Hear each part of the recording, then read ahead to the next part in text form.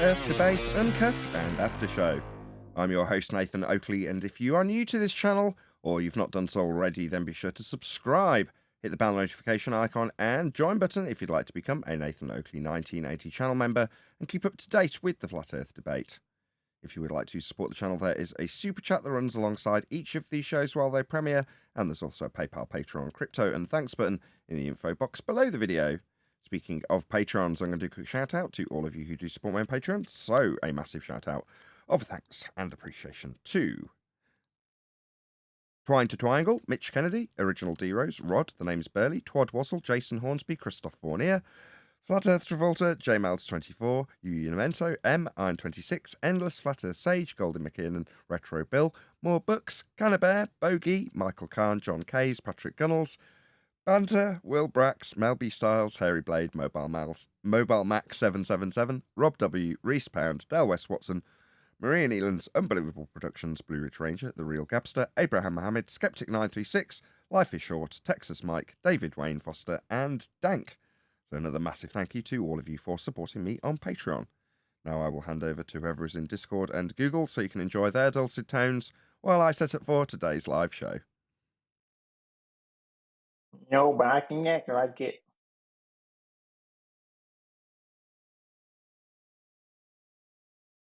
Anyway, somebody asked me to give an example of something that doesn't have structure, structural support, and I pointed at Lite, Jello. and now he's not talking to me. Wait a second, you guys slept on this and are waking up to this? It feels like you guys are always thinking about this. I mean, we just started the pre-show. Neil started off in the chat saying that Brian needed to turn up the heat on structural support because they almost had him believing it didn't exist in the pre-show. And it's not a believe question. Don't misquote me. That's not what I said. Read what I said. Do not misquote me. I didn't quote you. I paraphrased you, and that is exactly what you intended. What you did. You said something I didn't say. I'm gonna go get the quote right now, I was Neil. going to say, there's a bit defensive about this, Neil. I don't really get it. Considering that this, I've already illustrated, I've even trimmed out a show for members to listen to where I go to great lengths to explain that beyond debunking gravity, this is a folly, but you're getting really passionate about it.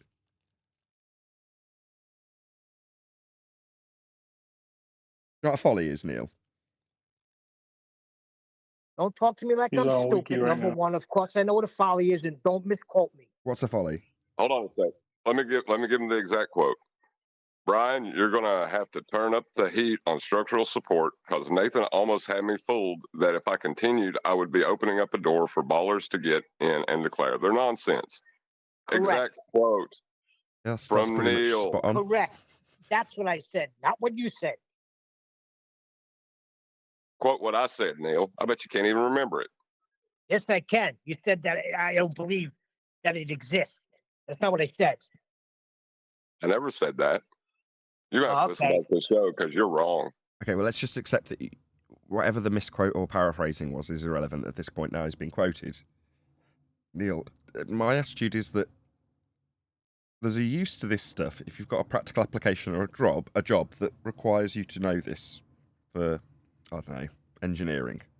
But in terms of the geography of the world or the nature of the world in respect to how we debate it and discuss it, I think it just offers up an opportunity for the globers to have something to argue against. But if you win in a structural support versus gravity argument, if you win, what's the prize? Does it affirm your worldview? No. Doesn't do anything. Doesn't have any purpose for you. But for them, it's fundamental to keeping them to the side of a spinning water ball. So it's really critical that they argue against something that isn't that, if it loses especially. Well, much easier to argue about structural support in this instance, or ether in a different one, or, I don't know, plasma fields, whatever. It's much easier to argue against that than to prove gravity when you can't prove it. Hey, Muddy, I can smell the fire or the smoke now. I just opened my balcony and I got a whiff of it. Yeah, I was going to anyway, ask sorry, you. guys. You got Oh, some bro. clouds there? Yes, Nathan, I think Yeah. it's really interesting how this I don't juxtaposition want to between talk a about position it. we Just don't need whatever. to It's hold is done. interesting. Forget it. Don't talk Yeah, about it no more. You're right. I'm wrong. John knows what the sun is. John knows what stars are. John knows what clouds are. John knows what light is. He's what's got this? it all covered. What are you talking about? What's that non sequitur got to do with it? Good morning. Morning. Good morning. Because he's making declarations about the sun, the stars, clouds. Clouds I can deal with because you can kind of like fly into a cloud, but you don't know what the sun is and you don't know what the stars are. So, Just to observe and declare. That's all you're doing. You're doing what a baller does. about what? What declarations about what? What are you talking about?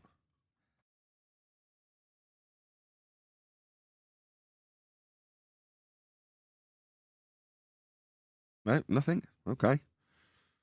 Oh, John's not there no more. Okay. I want to know what you're saying. I asked him to name me something that doesn't have structural support, and he told me the sun, the stars, and light. So he's been there. He knows what they are. That's non sequitur. If he says that light doesn't need structural support, that doesn't mean he has to know what the sun is. How do No. you know that sun doesn't? You're not there. I can't believe you can't see that. You're going to tell me because you see the stars and you see the sun, you know what's holding them up. Neil, you asked me to name one thing that doesn't require structural support, and I did. How do you know? Because The it's light a doesn't need structure. and there's nothing supporting it.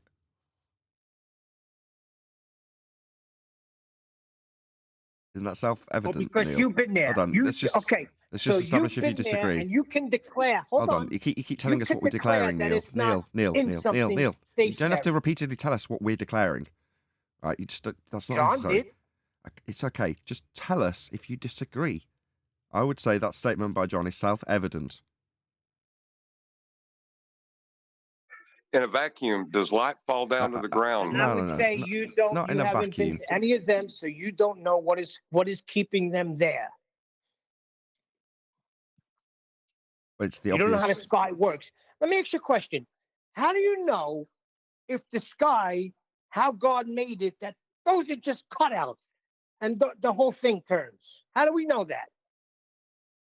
Okay, We don't, right? Because what's we the can't go structure? there. So we're going to declare what the stars are. Neil, you keep offering up these non sequiturs, and that cutout system that you described. What's structurally supporting that, Neil? That's self-evident and obvious. Well, if you could do it yourself. You could get a piece of cardboard, cut out, have the thing spinning around, and have gaps. Those are stars, right? That's not We what I don't asked. know how it's Didn't made. ask for an 'Cause we equivalence. can't get there. Is That's all not I'm what I trying to asked. say. That's not what I asked. What's the structural support for the stars? I have no idea. I didn't declare it. I can tell you right now, if there was a structure in which the stars was supported on, it would have such massive forces acting on it, it would destroy it, no matter how strong a material it was made of. You don't know what the freaking star is. Think about it, Neil. It Doesn't would have matter. to be spinning at what speed? Forget it. It would have to be spinning at what speed, Neil? You don't know what's going on up there. I know I don't. Neither do you. But listen So to this. I didn't bring it up. You did. You used it as an example. I said, yep, light, not the stars, Neil. Light. I can get a flashlight. Does not require structural support. You said name one You thing. declare you know what light is. Why aren't you conceding this, Neil? I don't get it. What's going on? Why are you so passionate about this, number one? And why aren't you conceding, number two? You concede light does not need structural support, as you can shine light through a vacuum without any need for anything else. I don't know what light is. That's not what he asked. Did not ask you to tell me what it was. I don't You know care it's what not you being think it supported is, by nothing. Neil, because it's a vacuum, Neil. What's the definition of a vacuum? Do vacuums have structure now, Neil? The lack of substance. Nature abhors a vacuum. You've made that containment. You don't show me a vacuum in fine, Neil. nature. Irrelevant. You just asked me to point to something. Made a parlor trick up, and you're asking me to buy. You're asking me to buy the parlor trick. You're asking me to buy Sagnac, in other words. No, I won't. No, I'd never said that. I don't know what Lite never is. said that, Neil. I do not know what Lite is. Stop a second. You build a parlor trick Neil, using a vacuum, okay? Neil. That's a parlor trick. We heard that, Neil. We heard the first time, right? You're part of the show now. This is your moment. Don't make it you repeating the same thing 5 times through other people trying to. I can't because I gotta go. Like so this. It can't be my moment. What? Really? This is your moment. This wasn't a good moment. All right. Yeah, I know, John. You know it all. I know. There's no need for any of this. I don't get it. The amount of times that people have a civil discourse in these terms, Neil, and you're making it uncivil. Right now, I'm doing something. Okay. Well, I put something in chat. I didn't intend it to come on the show. There's a problem. See, he asked me to give an example of one thing that doesn't require structural support. I did that, because really, when you think about it, structures don't fill their available volume. That's silly. But that's what we're stuck with. So they're making a false comparison, slapping a table and saying, see, everything's got structure. Now look over at that horizon that's physical. It's the same trick, and he fell for it again.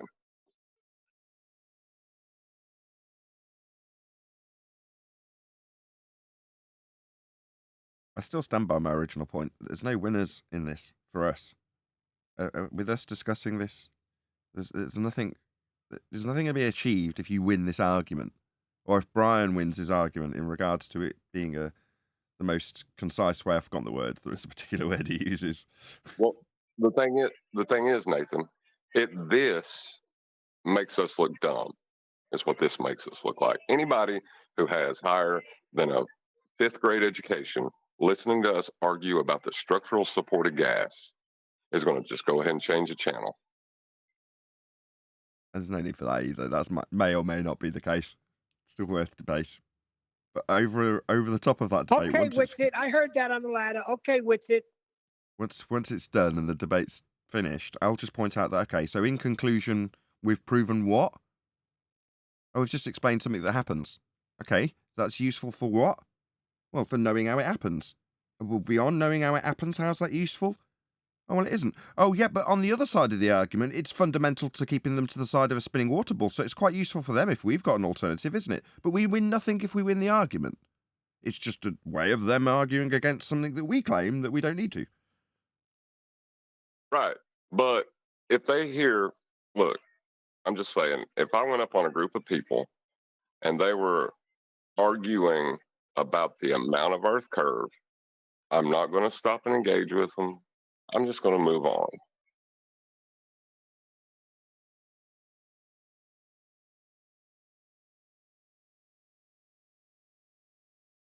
Good morning. Morning. Congratulations on show 1900 yesterday. Yeah, hitting the round numbers not that big a deal anymore, but yeah, thank you. I mean, hitting. Get out of town.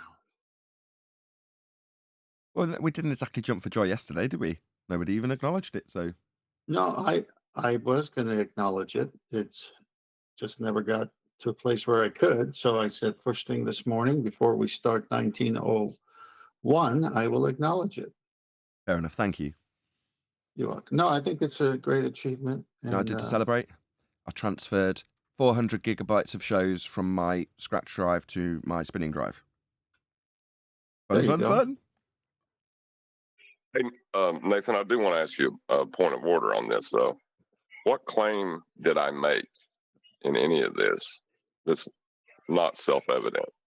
You didn't. There was nothing to defend. There was no claim to be made. There's no purpose in making a claim or anything to defend. There wasn't any. You just described something self-evident.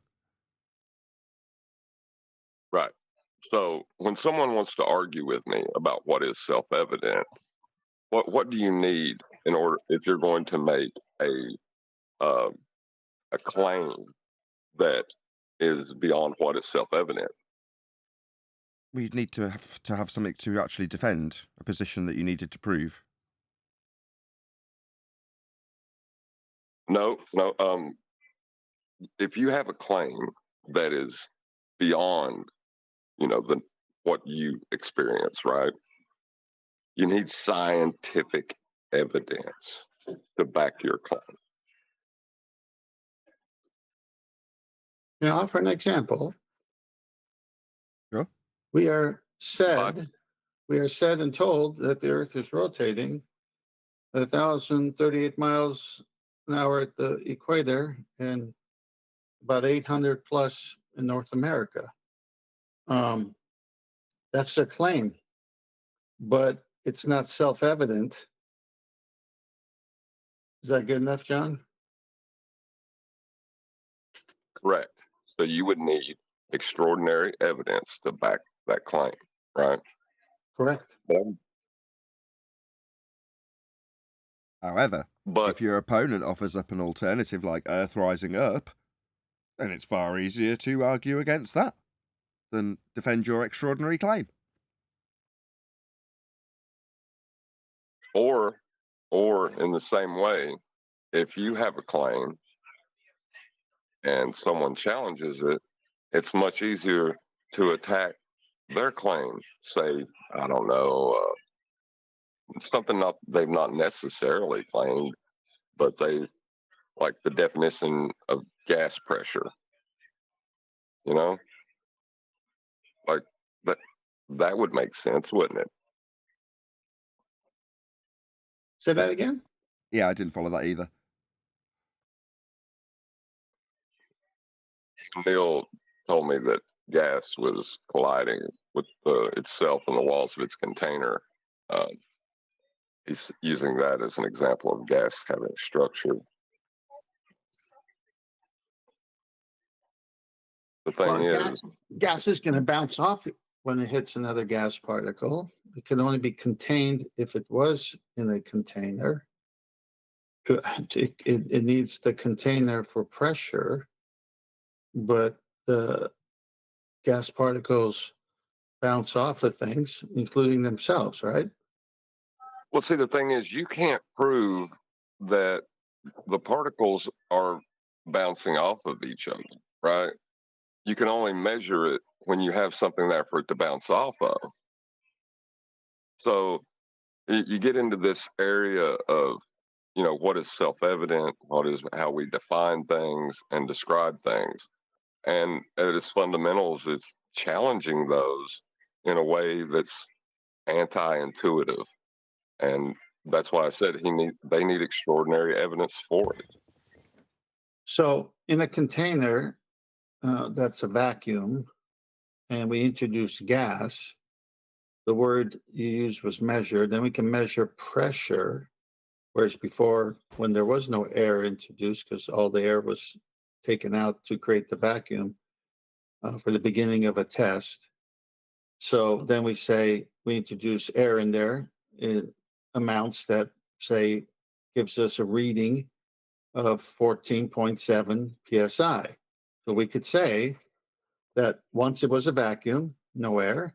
Now it's got air and enough air to measure 14.7 psi, and the container was necessary for that. If we disassemble the container and we try to measure that same 14.7 psi, and we still get it because it mixed with the pressure outside at 14.7, then it's safe to assume Earth is contained, and that's why we have gas pressure. Is that what you mean? No. This is beyond the container argument because it's addressing whether I'm backfeeding through somebody. The structural support idea as well, because it's just the nature of gas. You Right. mute 10th, you're causing feedback. This goes to the nature of gas, sort of like when we hear people say atmosphere, they're asserting that gas has a structure and it's in the shape of a sphere. It's the same argument. And it makes a great false dichotomy. If you accept that gas has structure, then why wouldn't you accept that its shape is spherical?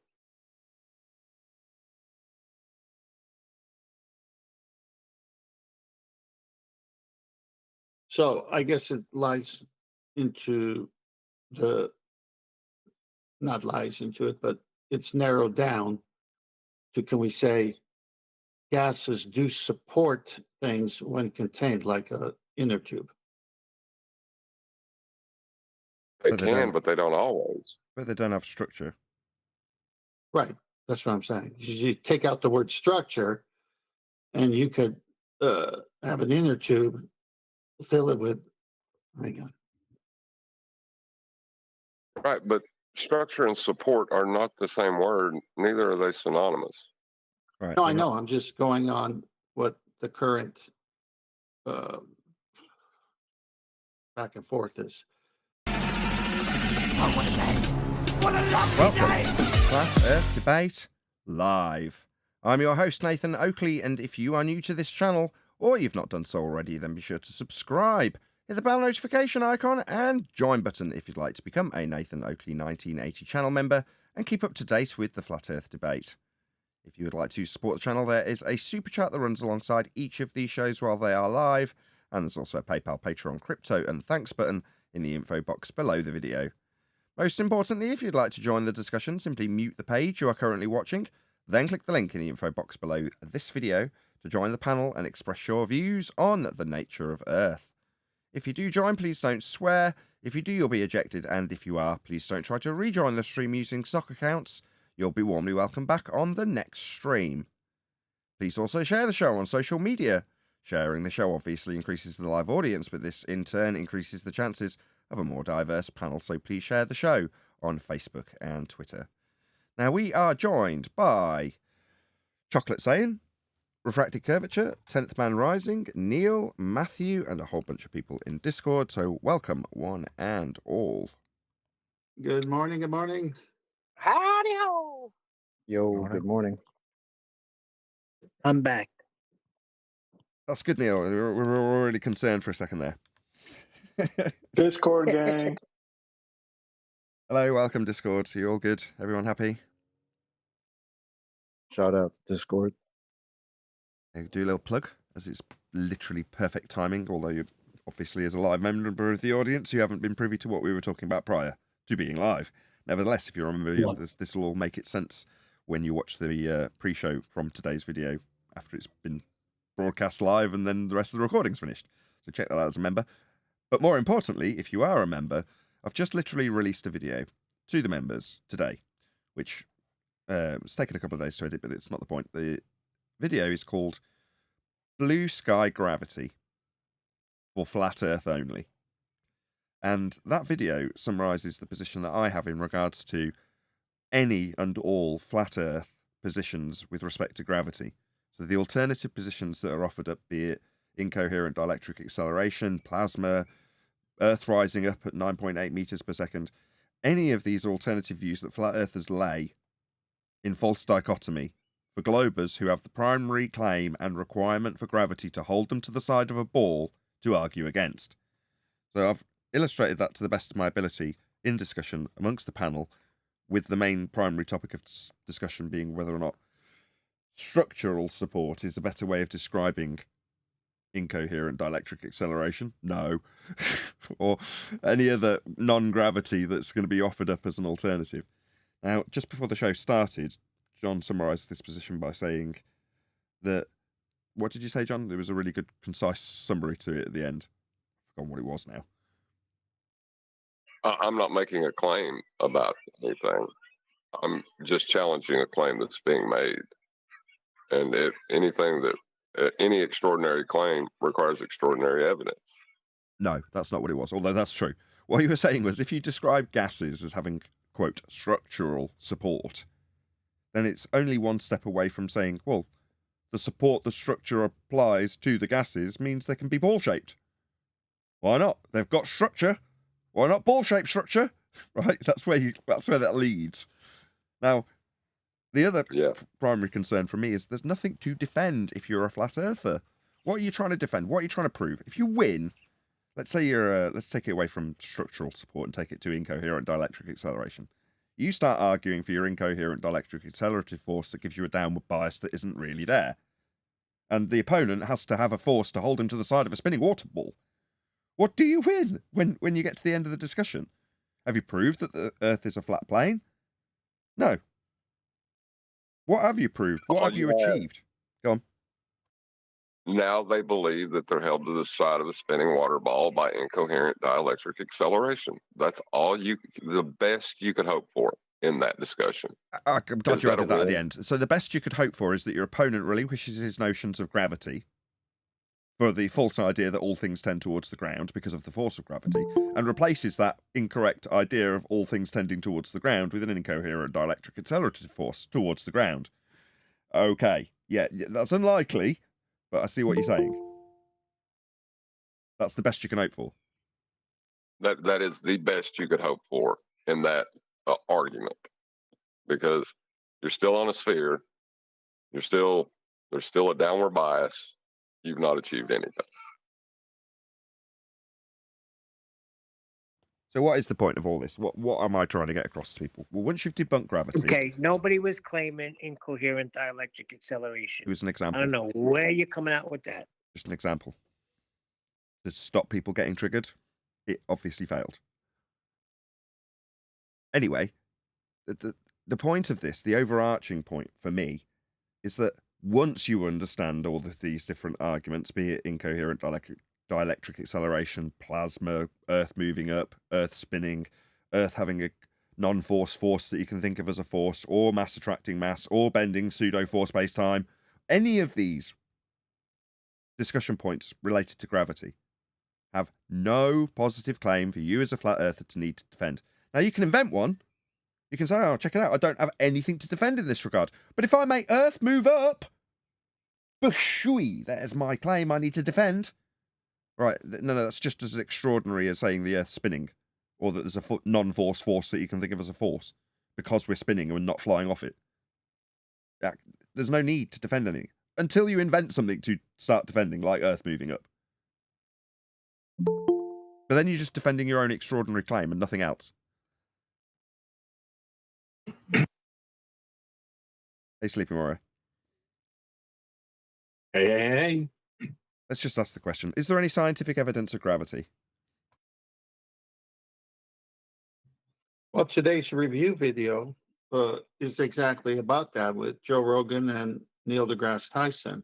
And it's incredible what he says and doesn't say. But no, there is none. Okay, as with always, go and let, who is this? JRE clip, so it's Joe Rogan himself. Let him know. At Nathan Oakley 1980 sent me. We responded to your video. Try and leave him some kind words so it doesn't immediately get removed. But we're going to check this out. I haven't actually leveled this up, so I'm going to have to do that on the fly. The Joe Rogan experience. Hold on. Gravity. This is one thing that I want to talk You're still hooked up on gravity. Yes, Okay. I'm always hooked up on gravity. Mm-hmm. Because as you should be. Well, since we've talked last, I've been reading a lot about it, and one of the things that confuses me the most is that we don't really understand what gravity is. It's the force that holds you to the side of the spinning water ball flying through a vacuum, Joe. Yeah? Nah, it's the maths that makes it possible. Okay, let's be strictly accurate because Anthony's here. In the current rhetoric, superseded by quantum mechanics, of Einsteinian gravity, it is described as the cause being uneven distribution of mass, effect being bending pseudo-force space-time. That's what gravity is in the current rhetoric, Joe. We know it's only maths. Oh, Anthony's still here. Go on. And it's only maths. That's all it is. It's the maths that makes it possible. Yeah, pseudo geometry. Correct. Yes. Pseudo force The space-time. statement sorry. Go ahead. The statement I find funny coming from Smoking the Grass Tyson is the guy that's literally running around telling people, as far as what it is, we don't know. Is telling somebody else that they definitely need to be hooked up on gravity. The thing that he says, we don't know what it is. It's great. Well, gravity formed the structure that we're standing on, guys. You need to understand that. we need to brush by this. Refocus. Your enemy is not your own. It's not here. Let's just Be clear about that, John. Shout out to Elvis Kafovic. Scientific evidence of what? Yeah, gravity. Exactly. Let's not forget where we Shout out to started this Travis. discussion. Hey, Elvis, thank you for the super chat. Please share the show, by the way. Oh. Over 50 people watching already. We've only just started, so brilliant. Please share the show. Let's see if we can get to So they're 150 using- people. My bad. Let's see if we can get to 150 people. Please share the show before I get interrupted for the third time. So they're using a mathematical description of a fourth dimension that we don't experience to explain our three dimensions. Yes. No Exactly scientific what we're evidence. doing. The fourth You still- dimension is giving you a cause in third dimension. The effect of the fourth dimensional phenomenon is giving you a cause in the third dimension, and that's the emergent force that we describe with gravity. That's for you, Fight the Tight Shirt. Facts, we can No- measure them. We Hang on, know hang on. how. Okay, if Notice- if everybody on the panel wants to respond every time I pause, it's going to take a hell of a long time. But go ahead, 10th. No, I'm just going Hello. to say at the Hello, Ali. beginning was very crucial because the way Neil deGrasse Tyson said, "You still hooked on gravity? You still hooked up on gravity?" See, Joe Rogan is not clear about it, and then Tyson responds, "You're still hooked on gravity?" Yeah, I'm always hooked on gravity. So it's very interesting. It's a tell to As you me, should be. as you should be. Right. Okay. Well, my point is the answers aren't clear, so that's why Joe Rogan is still hooked on gravity. He can't go to the next thing on the table because this thing is just not sounding right. That's Okay. all. Because How Joe to ma- Rogan still believes he's stuck to the side of a spinning water ball flying around in a vacuum. So he needs whatever that is, whatever that word gravity is, he needs to understand it because he's got a story that goes with it.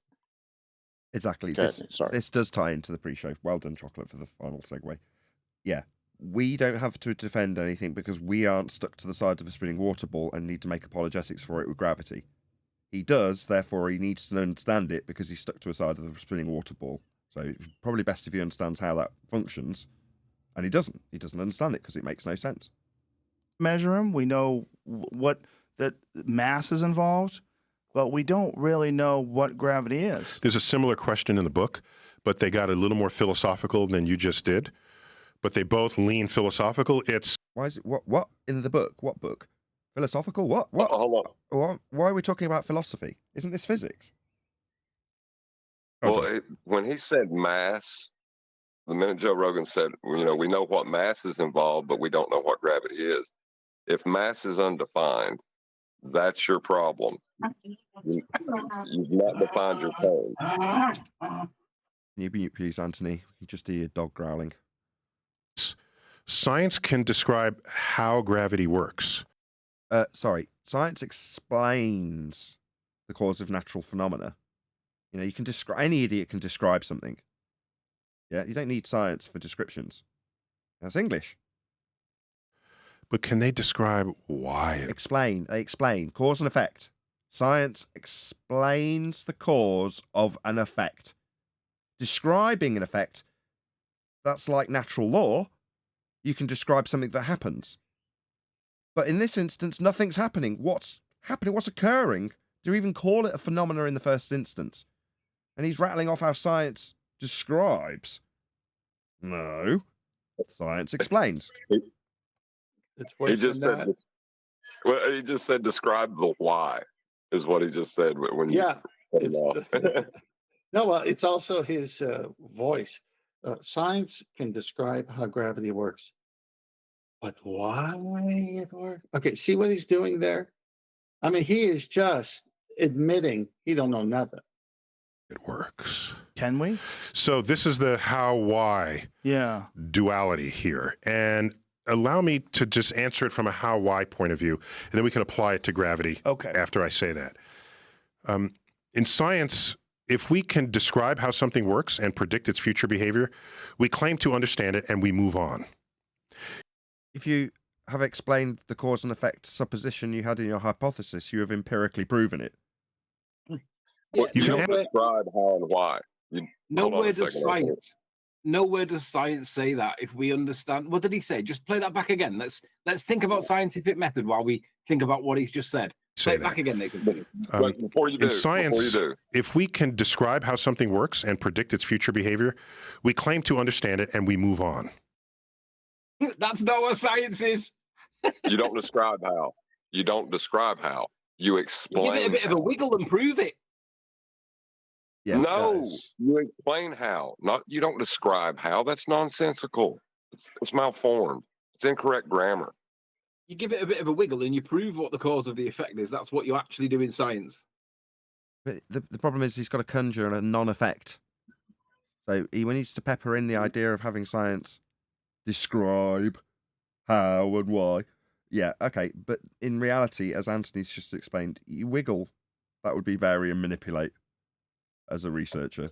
That which you assume causes the effect you're studying. As I say, again, he doesn't have any effect to study. You can ask deeper questions. He's just describing his pseudoscience. He's not talking about actual science. Yeah, it's describing his philosophy. About why is there gravity? What is it? You haven't defined it yet. Yeah, it's like me asking a baller, what is it? Yeah, you say this word like we automatically know what it is. Joe Rogan's asked you to describe what it is. But now we're automatically using the word without defining what it is. Meaning, what is the purpose? And go ahead, but I'm good with what I've done, and I can land a spacecraft on Mars. No, you can't. What, travel through a second law of thermodynamics violation sky vacuum to reach a light in the sky that we see twinkling that we have named Mars? No, definitely not. If the sky was a vacuum, then the gas we breathe would fill the space. Just listen to the way he's wording this now and how he can land rockets in space, and he literally sounds no different to the likes of Dawn Treader or Rumpus. He's literally becoming an anti-flat earther by talking like this. He's also changed the way he wants to answer the question. So he's got a non-effect that he's trying to prove, and because he can't prove it, we go back to Narnia and say, we landed something in Mars and we would have to know how gravity works. That's how we did it. But y'all are giving him too much credit at this point. Sorry, John. No, I'm just saying y'all are giving him too much credit. He doesn't even know what the meaning of the words he's using. If he said describe how, you don't describe how. That's the wrong word put together. The problem he's got here is he doesn't want to say what gravity is, right? Because part of him wants to say it's mass attracting mass.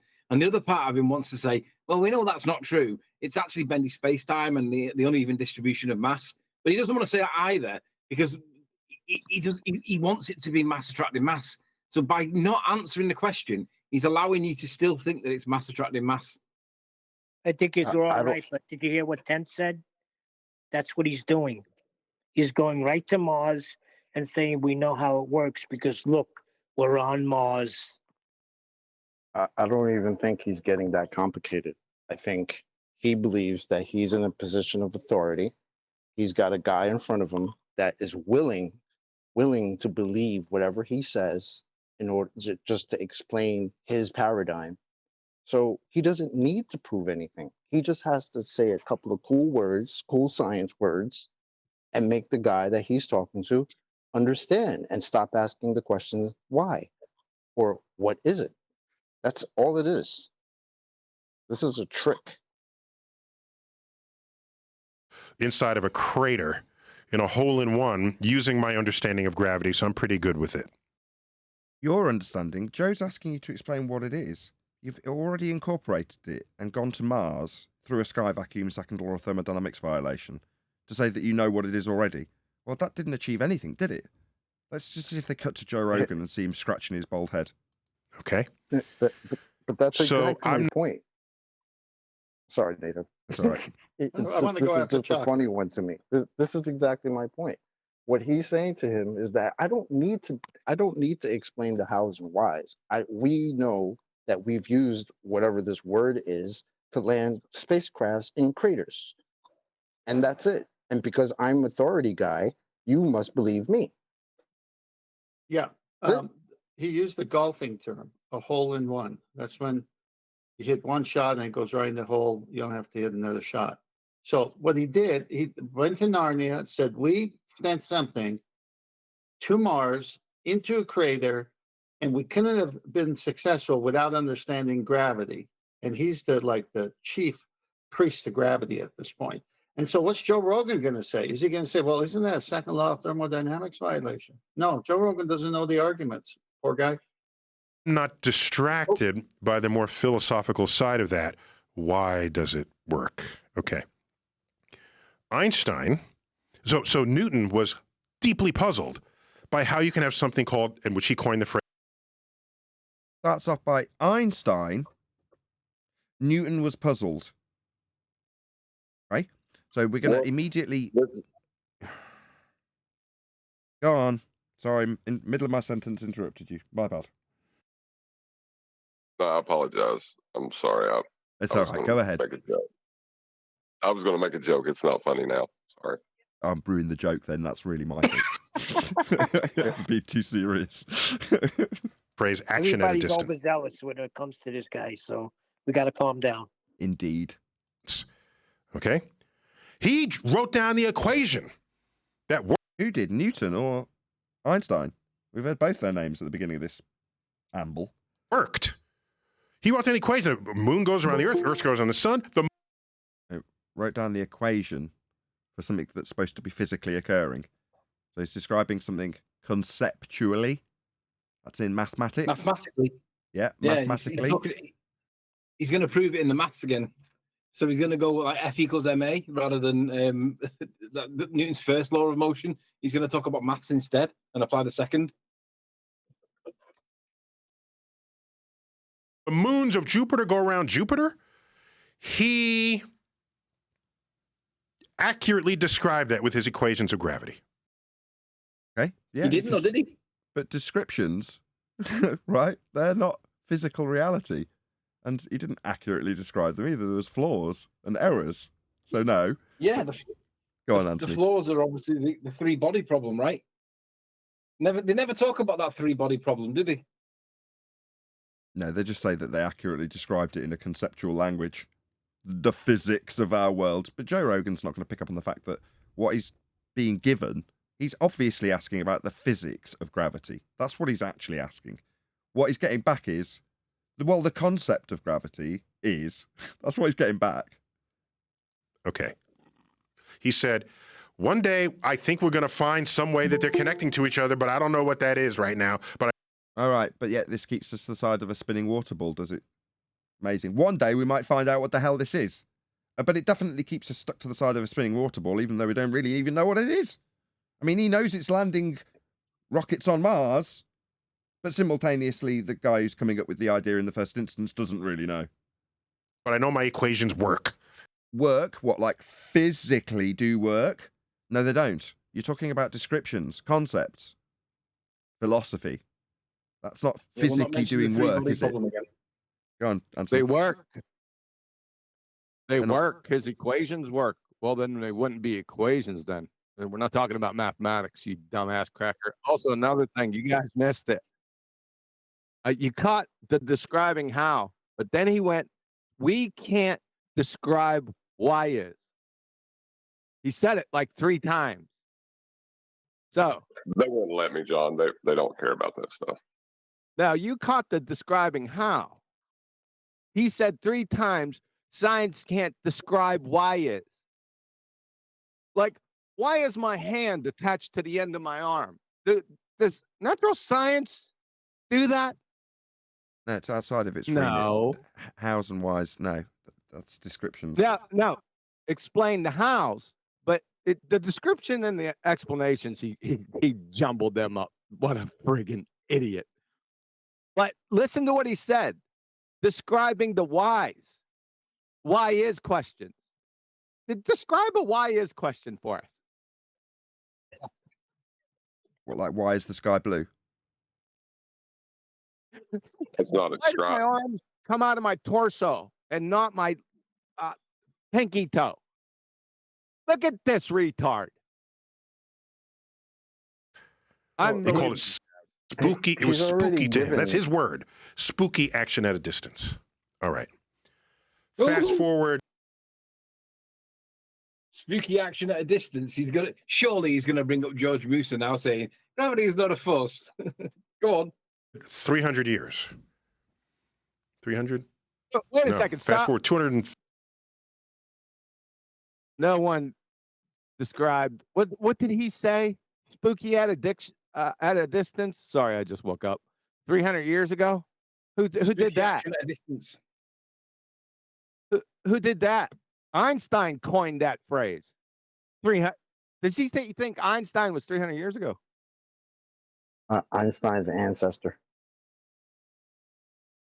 Go on. I think he's greasing the skids. So at some point he's going to claim Newton and Einstein are interchangeable, I think, and he's greasing the skids for that. I speculate. Quick shout Now, out. instantaneous actions. Say again. Instantaneous actions at a distance 300 years ago. I don't even know if they had that phrase. Maybe they did. Maybe Newton did, right? Because his gravity was instantaneous. So instantaneous action at a distance, you follow? Yeah, but he's not Remember saying the that. water? He said spooky. You're right in your first critique, but I think he's intentionally diluting the two together. Quick shout out to Godzilla37. He says, seems NDT doesn't understand the gravity of the situation. Thanks for the super chat. Really appreciate the support. Uh-huh. But what is Newton? Newton described the how is, and Einstein described the why is. Guys, like, see, I got to say my joke anyway. Yeah, I don't think so. 230 years. Get to Albert Einstein. Gravity is the curvature of space and time.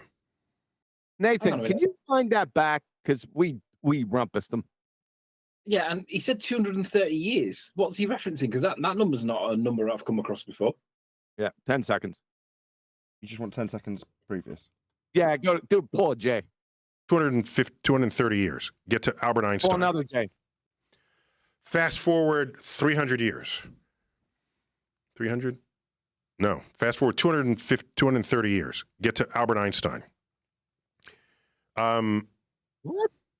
Gravity is the He hasn't been able to do it on the fly with a camera in front of his face. I think it's just a mental maths issue. I can relate. He's fast forwarding from Newton to Einstein in his brain.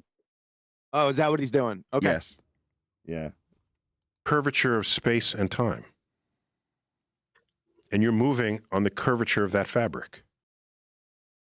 What fabric? What? Yeah, exactly. Took the words out of my mouth. What fabric would that be? Sorry, the pseudo four space-time fabric. See, fabric sounds very much like a physical three-dimensional thing, doesn't it? Like a piece of fabric that you'd stretch out, maybe throw some balls on it. Yeah? But that's a three-dimensional physical item. But you're telling him, Joe Rogan, that he's moving along a fourth-dimensional, let's get the terminology right, pseudo four-space fabric. Pseudo! That's the geometry described by Einstein. Pseudo fabric. Now, he's not travelling on any pseudo fabric there, Tyson. What are you talking about? Is this your philosophy? See, I thought it was clear. I thought Joe Rogan was asking about the physics. There's you giving him your philosophy of travelling on pseudo fabrics. Don't like this at all. Shout out to Godzilla 37. He says, thanks, Chocolate, for the courtesy laugh, but I'll maintain. Someone had to say it. Thank you for the super chat. I got you, bro. Oh, I didn't put the chat up. There we go. I just wanted to point out that the according to Wikipedia, the Principia was first published in 1687, and Einstein was 1915. 1687 to 1915 is not 200 and some years. I don't know what he's referring to. We got that. It's just a mental maths misspeak. It's really a minor point. He didn't have that in front of him, and you've had to go look it up and then do the maths, haven't you? He just couldn't. Go on. So if that was you that did that, Nathan, or John, or one of us, right? All the anti-blurfs they'd all be putting videos about how you can't math, right? But when Neil deGrasse Tyson does it, we let it go. He's got a point there. I didn't let it go. It's a minor point, like Nathan said, but an important point because he should know it. So Agreed. But the point I'm making is the anti-blurfs jump all over it if Nathan or I do it. But when Tyson does it, no one gives a shit. I just agreed with that. Yeah. Yeah, and he's also further agreed and said, no, I have made a mental note of this. He should damn well know. You know, meters into kilometers is different to something that's Now, did he fundamental to go- the religion that you're actually now, laying down in did the he go claim. from the print? My bad. My I'm bad. sorry. My bad. My bad. 1915 minus 1687 is 228. Yeah, thanks. But is he going from the Principia or from Newton's death? See how we're going? We're spiraling. Who cares? Move on. Exactly. Who cares? That's gravity. Oh my gosh. You all clear now, Joe? You all clear? So just to summarise his point so far, because he knows what gravity is, because he's landed rockets on Mars, and because Newton didn't really know what the hell he was talking about, but one day he might find out, and we've got a fabric that you're travelling along, that's what gravity is. Are you all clear, Joe? Please cut to Joe's face. Is it even a force then? Is it even... So there's no need to think of... So now he's all exasperated about how this would obviously raise a lot of questions and hasn't answered anything. So what, you're exasperated, over the top, over the dramatic. Oh, well, this means it could not be a force. No. All you were supposed to do is deliver a physical answer about a physical property of a physical thing that Joe was asking about. And you haven't given him any of that. You told him he's travelling on a fabric, he's travelling to Mars, therefore you know because Newton didn't. That's what you've given him. Nathan, just ping that back 10 seconds again and listen to what he's about to say about gravity and a force. He's about to say words to the effect of, and gravity, and whether gravity is a force or not. And he should be saying something like, and of course gravity is not a force. We know it's not a force. But he quickly changes his position and goes, shit, I can't say that. Just replay that last 10 seconds again. And you're moving on the curvature of that fabric. That's gravity. Oh my gosh, is it even a force then? Is it even... So there's no need to think of it as an action at a distance. And in a phrase first uttered by... He swerved it. He swerved it. So why did you describe it like that then? Why did you give him that information? What was the point of it? Baffle him with bullshit. That's what he's doing. He's asked about some physicality. He's baffled him with bullshit. Whoever's doing that, please stop. I think it was John Archibald Wheeler, a student of Einstein. And I learned relativity from John Archibald Wheeler. In fact, that's where I met my wife, in relativity class in graduate school. It's space. So matter tells space how to curve. The reification fallacy. Okay, so in the actual description of Einsteinian pseudo-force space-time bending, the uneven distribution of mass causes space-time to bend. Why is it that I don't have to stammer my way through it, and he is? Why is that, you ask yourself? Yeah, because there's a lot of issues that he's got to get through conceptually when he describes this conceptual 4D space-time bending. When he says that mass tells it to. Ugh. Concepts can speak. It's a reification fallacy. Space tells matter how to move. No, it doesn't. They're having a conversation. It moves on. Yeah, it's having a little natter, having a little gossip. It updates its status on Facebook. On the curvature of space. You don't need an action at a distance. There is no... So why did you tell him all about it then? So that little amble about it was non sequitur, completely devoid of any point, didn't answer his question about the force of gravity holding to a spinning water ball. Action. It can't do anything else but do that. He just killed Newton. Yeah, he did just kill Newton.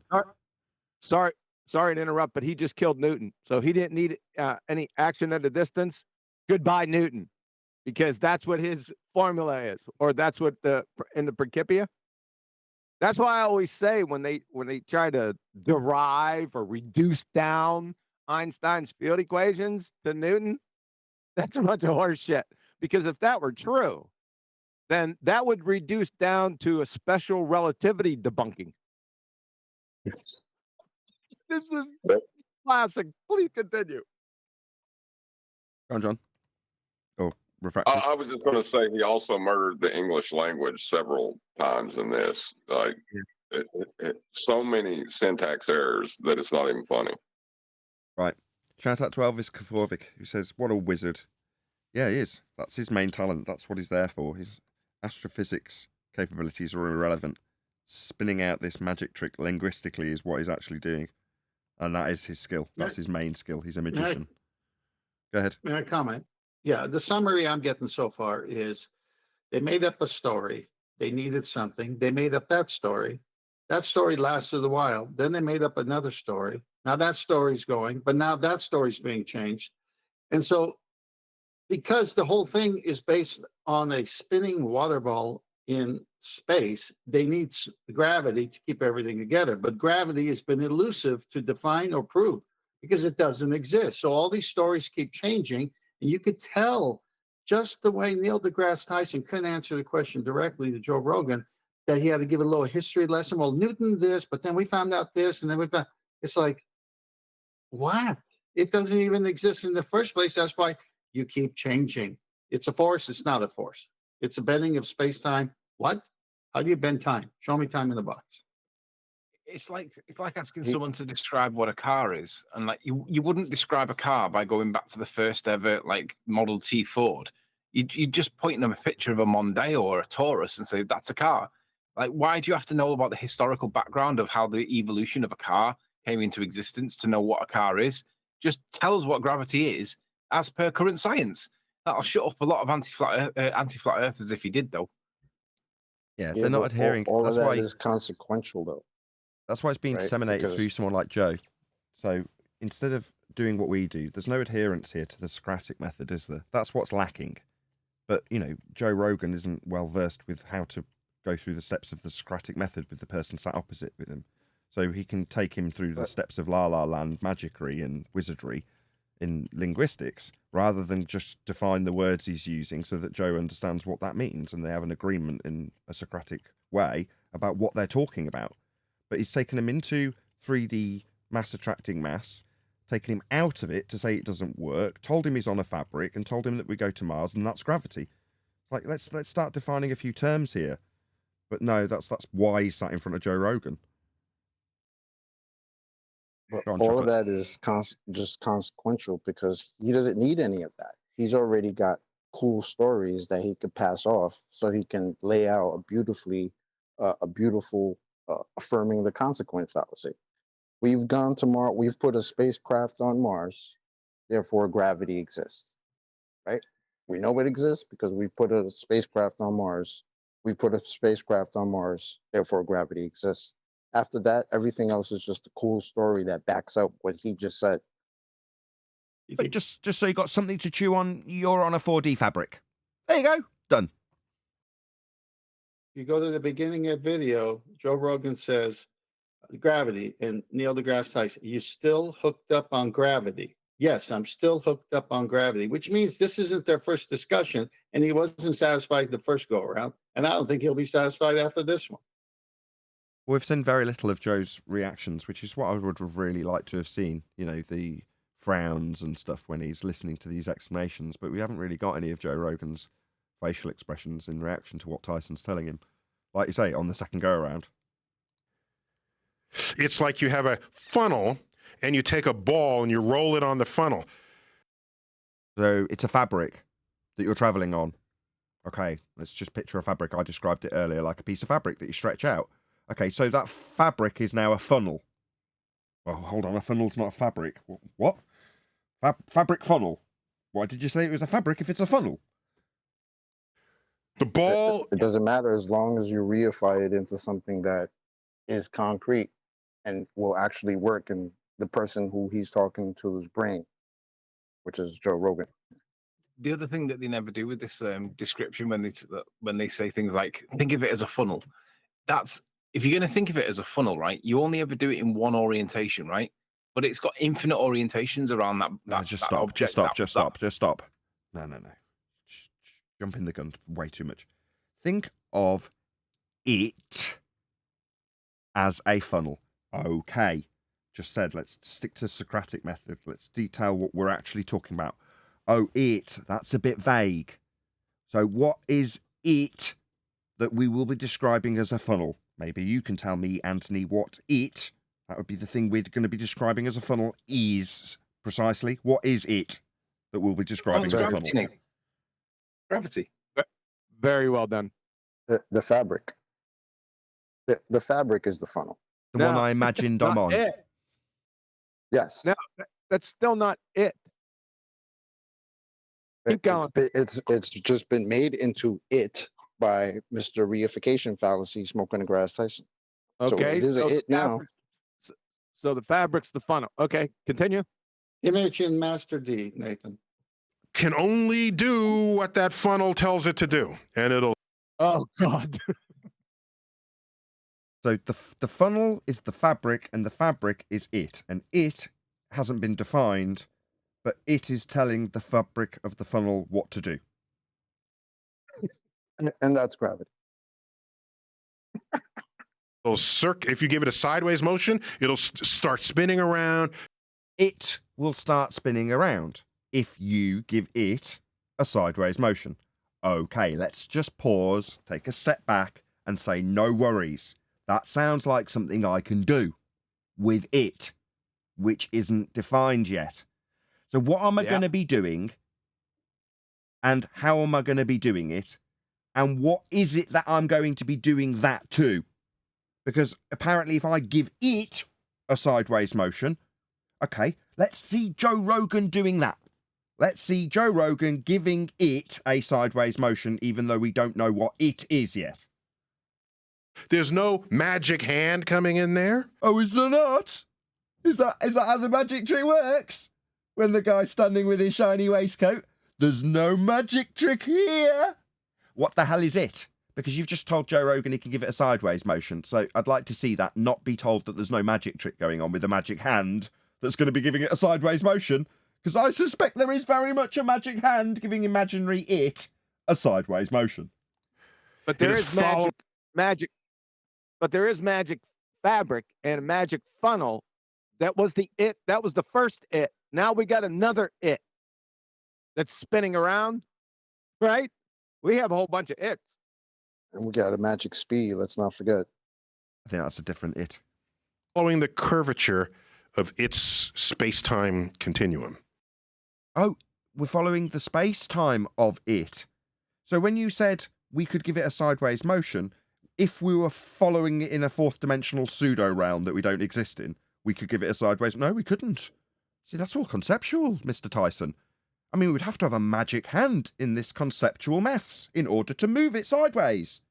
But you just said it wasn't a magic hand, you liar.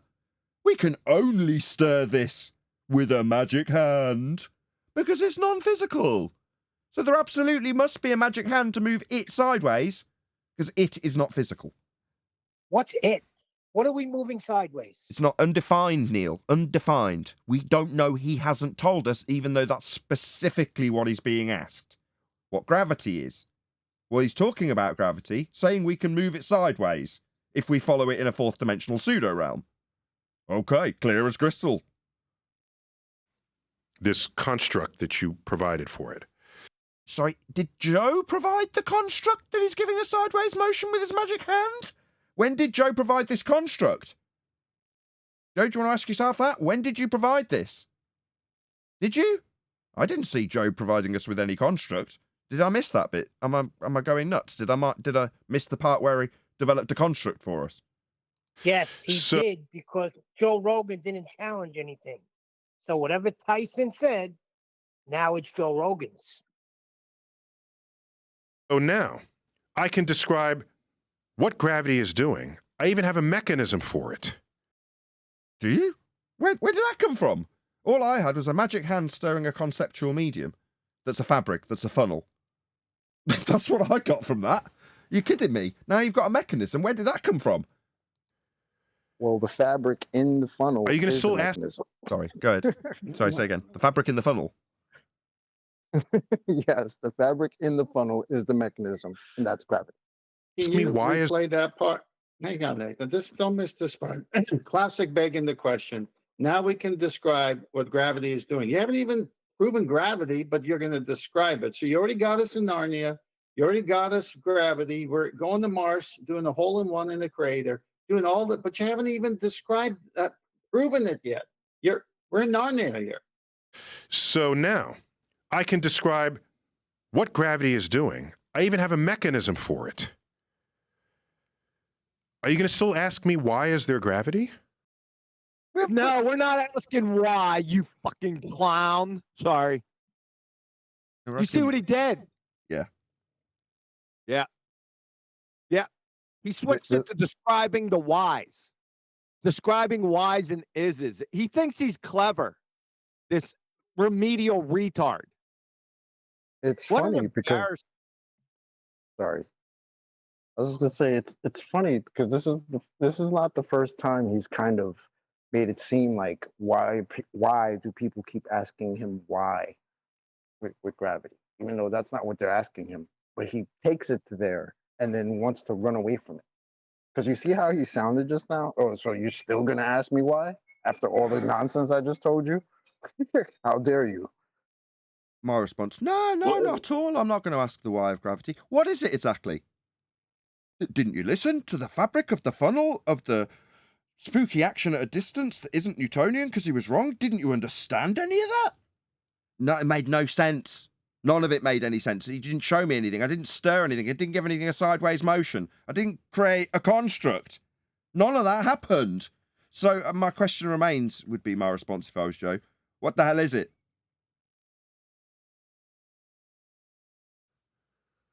Is that answer not fulfilling enough to you? Even no, it's useless. See if Joe has the same reaction. In the why department, you can say, well, why would a particle curve space? You can just keep doing that. You can, but space in this example is a fourth dimensional pseudo realm. So you can ask yourself why Nani and unicorn farts create subtropical climates in short distances. You can ask that. You can just keep asking. Have I not explained the Nani and unicorn farts and the subtropical climates they create? Have I not answered this? That's what he's doing.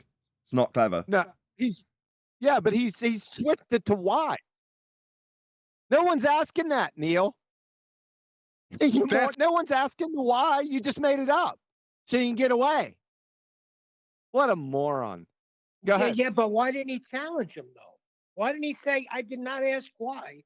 I asked, what is gravity? But you're asking me why a sycophant, that's Joe Rogan, isn't interjecting with an objection because he's a sycophant. I was just going to say that. Like, you must not listen to Joe Rogan very much because it challenged these authorities that he has on, especially this one, apparently. Not since Eddie Bravo. So, yes, touche. Well, Eddie Bravo is not an authority in the mainstream paradigm that he believes in, remember. No, I have not listened to it since Eddie Bravo, so I don't listen to Rogan. But go ahead. I just define it. Sycophant, a person who acts ostensibly, I hope I've said that right, towards someone important in order to gain advantage. That's a sycophant. Oh, he's a kiss ass. Got to define it. It's a good word. That's fine. But is there a point where you'll be satisfied with the answer? Oh, that answers my why. We didn't ask why. I can say, well, why did this half-liter of water drop? No one's asking why. You're making that up in your own mind. No one's asking why, you crayon crunching clown. It's a stupid question. It's a category error. I'll go with it. I'll go with this category error. So, I mean, I've got an example. I mean, it's not like I've just heard the last 3 words he said or anything. But I've got a helium balloon in my hand. And I'm holding it right now. And I'm going to ask why it goes up when I let go of it. Just asking. I mean, it's not got any bearing on this particular discussion because it's nothing to do with concepts of pseudo-4 space-time bending. And neither is your 3-dimensional bottle you're about to release from its fall arrest after picking it up. Off the edge here. Well, it's no longer, the forces are imbalanced. And it's no, but why did it fall? Well, there's nothing holding it up. Why did it? It didn't fall because you didn't drop it. Did it? Now, my helium balloon definitely went up. There's a point where it's not especially productive to continue to think about the world that way. So what he's telling Joe Rogan is, don't worry your precious little head about it, sunshine. That's what he's basically just told you. Yeah, don't worry about this. It's not conducive with a good life to keep worrying yourself with such things, Joe. So just go about your business knowing that gravity took us to Mars because spooky action at distance and the non-description of Newtonian gravity was proven wrong. Therefore, you're on a fabric. That's a funnel. There you go. It's not conducive with having a good life. Just don't worry your precious little head about it, Joe. Well, we're back to the beginning. We're back to the beginning where it says you're still hooked on gravity.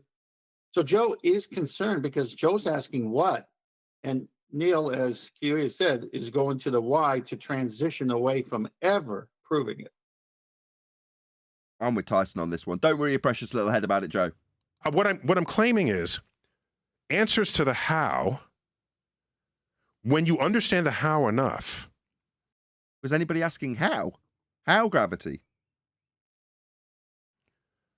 Are tantamount to having answered the why question. Knuckle dragger. That's all. That's what I'm telling you. Tantamount in terms of the ability to measure it and accurately use it. Measure it? Measure what? Measure what? And this is what It? What's it? What are you asking about measuring, Joe, there? It. Do you want to define some of these terms? Measure what? Yeah? Correct. So we can say, okay. But isn't it still... Oh, so he's correct. So it's about measuring it. Let's see it. Then we'll measure it. Got a bald curious. head. We can say, well, why did you go bald? Well. Man, low blow. Low blow. Is that what he said? Why would you go there? Low blow. Oh, okay. The hair follicles when you start in your late 20s and early. When did you go bald? When did you start losing your hair? Probably. Well, take it to something really personal to the guy. This is a guy who's had a hair transplant, right? Now, as I'm losing my hair currently, it's just one thing that guys do. I can appreciate that this is going to be personal to him.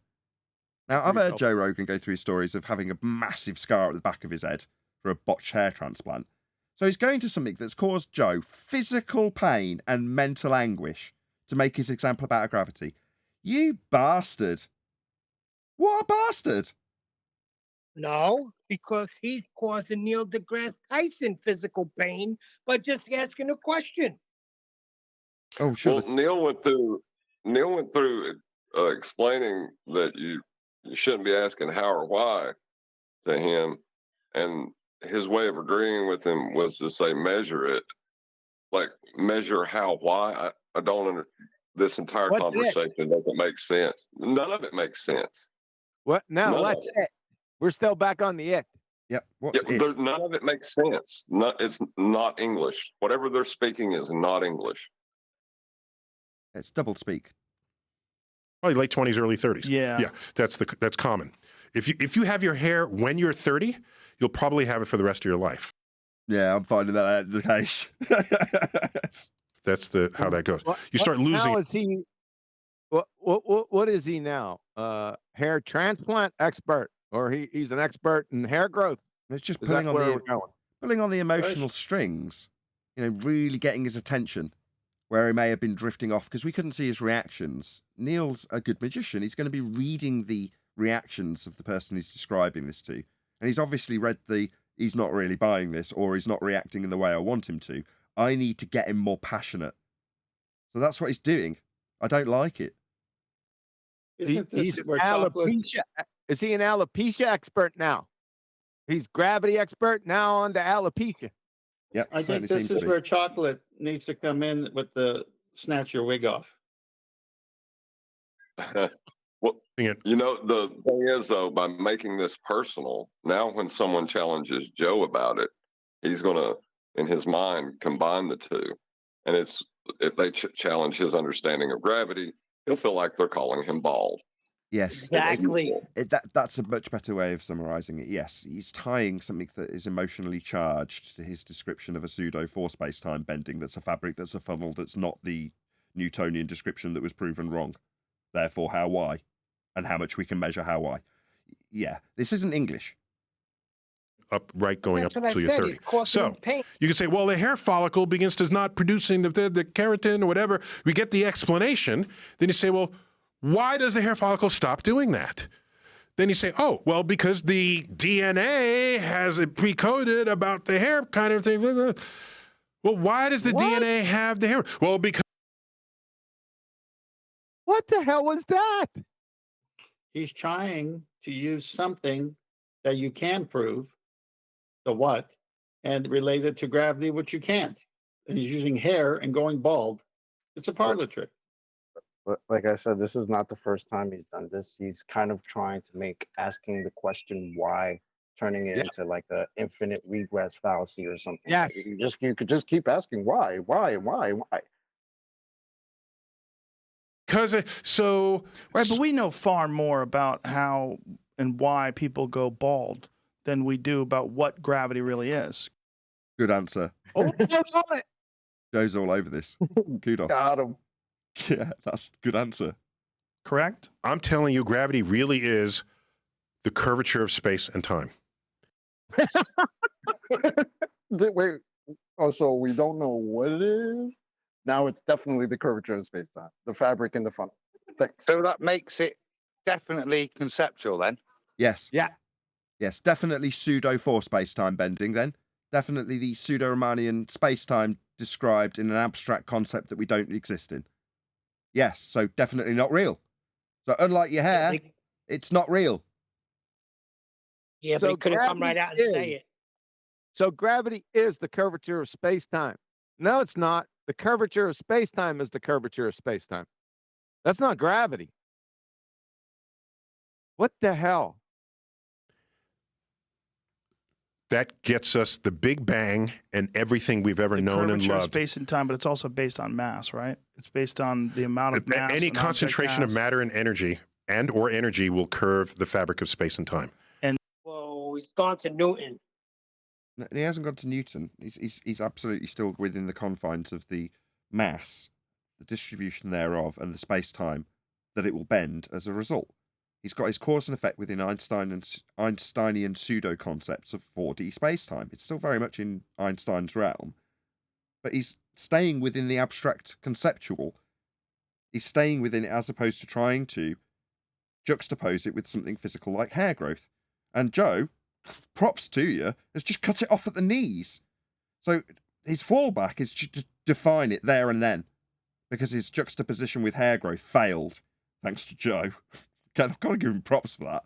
That was about as concisely as he could cut that off at the knees, and he did so. But now he's pandering to him again, so... And the more mass, and the the more movement gravity. of matter on that fabric of space and time. There is no movement of anything on a conceptual fabric of space-time. It's a 4D pseudo-concept describing maths. You're now mixing up physicality with non-physical pseudo-concepts in maths. Outrageous. Go ahead. I gotta ask a question. Is he saying that things are attracted to mass? I don't get what he's saying then. Maybe I don't understand. He's describing the Einsteinian concepts of uneven distribution of mass, whatever that is, causing the bending of the fourth dimension. That is Einsteinian gravity. Now, the description in the book titled Gravity has within it a further description of a cause and effect relationship. That's uneven distribution of mass causing bending in 4D space-time.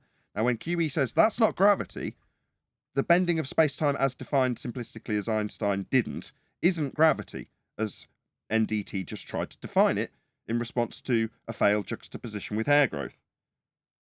We're actually getting somewhere now. This is getting slightly more juicy with Tyson having to talk through Joe because he knows that he's at least slightly formidable. He's got to talk through him. We call gravity. And I'm good with that. Okay, but you seem a little oddly defensive about something that's scientific. Did he claim it was scientific? Oh yeah, he did, didn't he, right at the beginning? Told him what science did. With hows and stuff.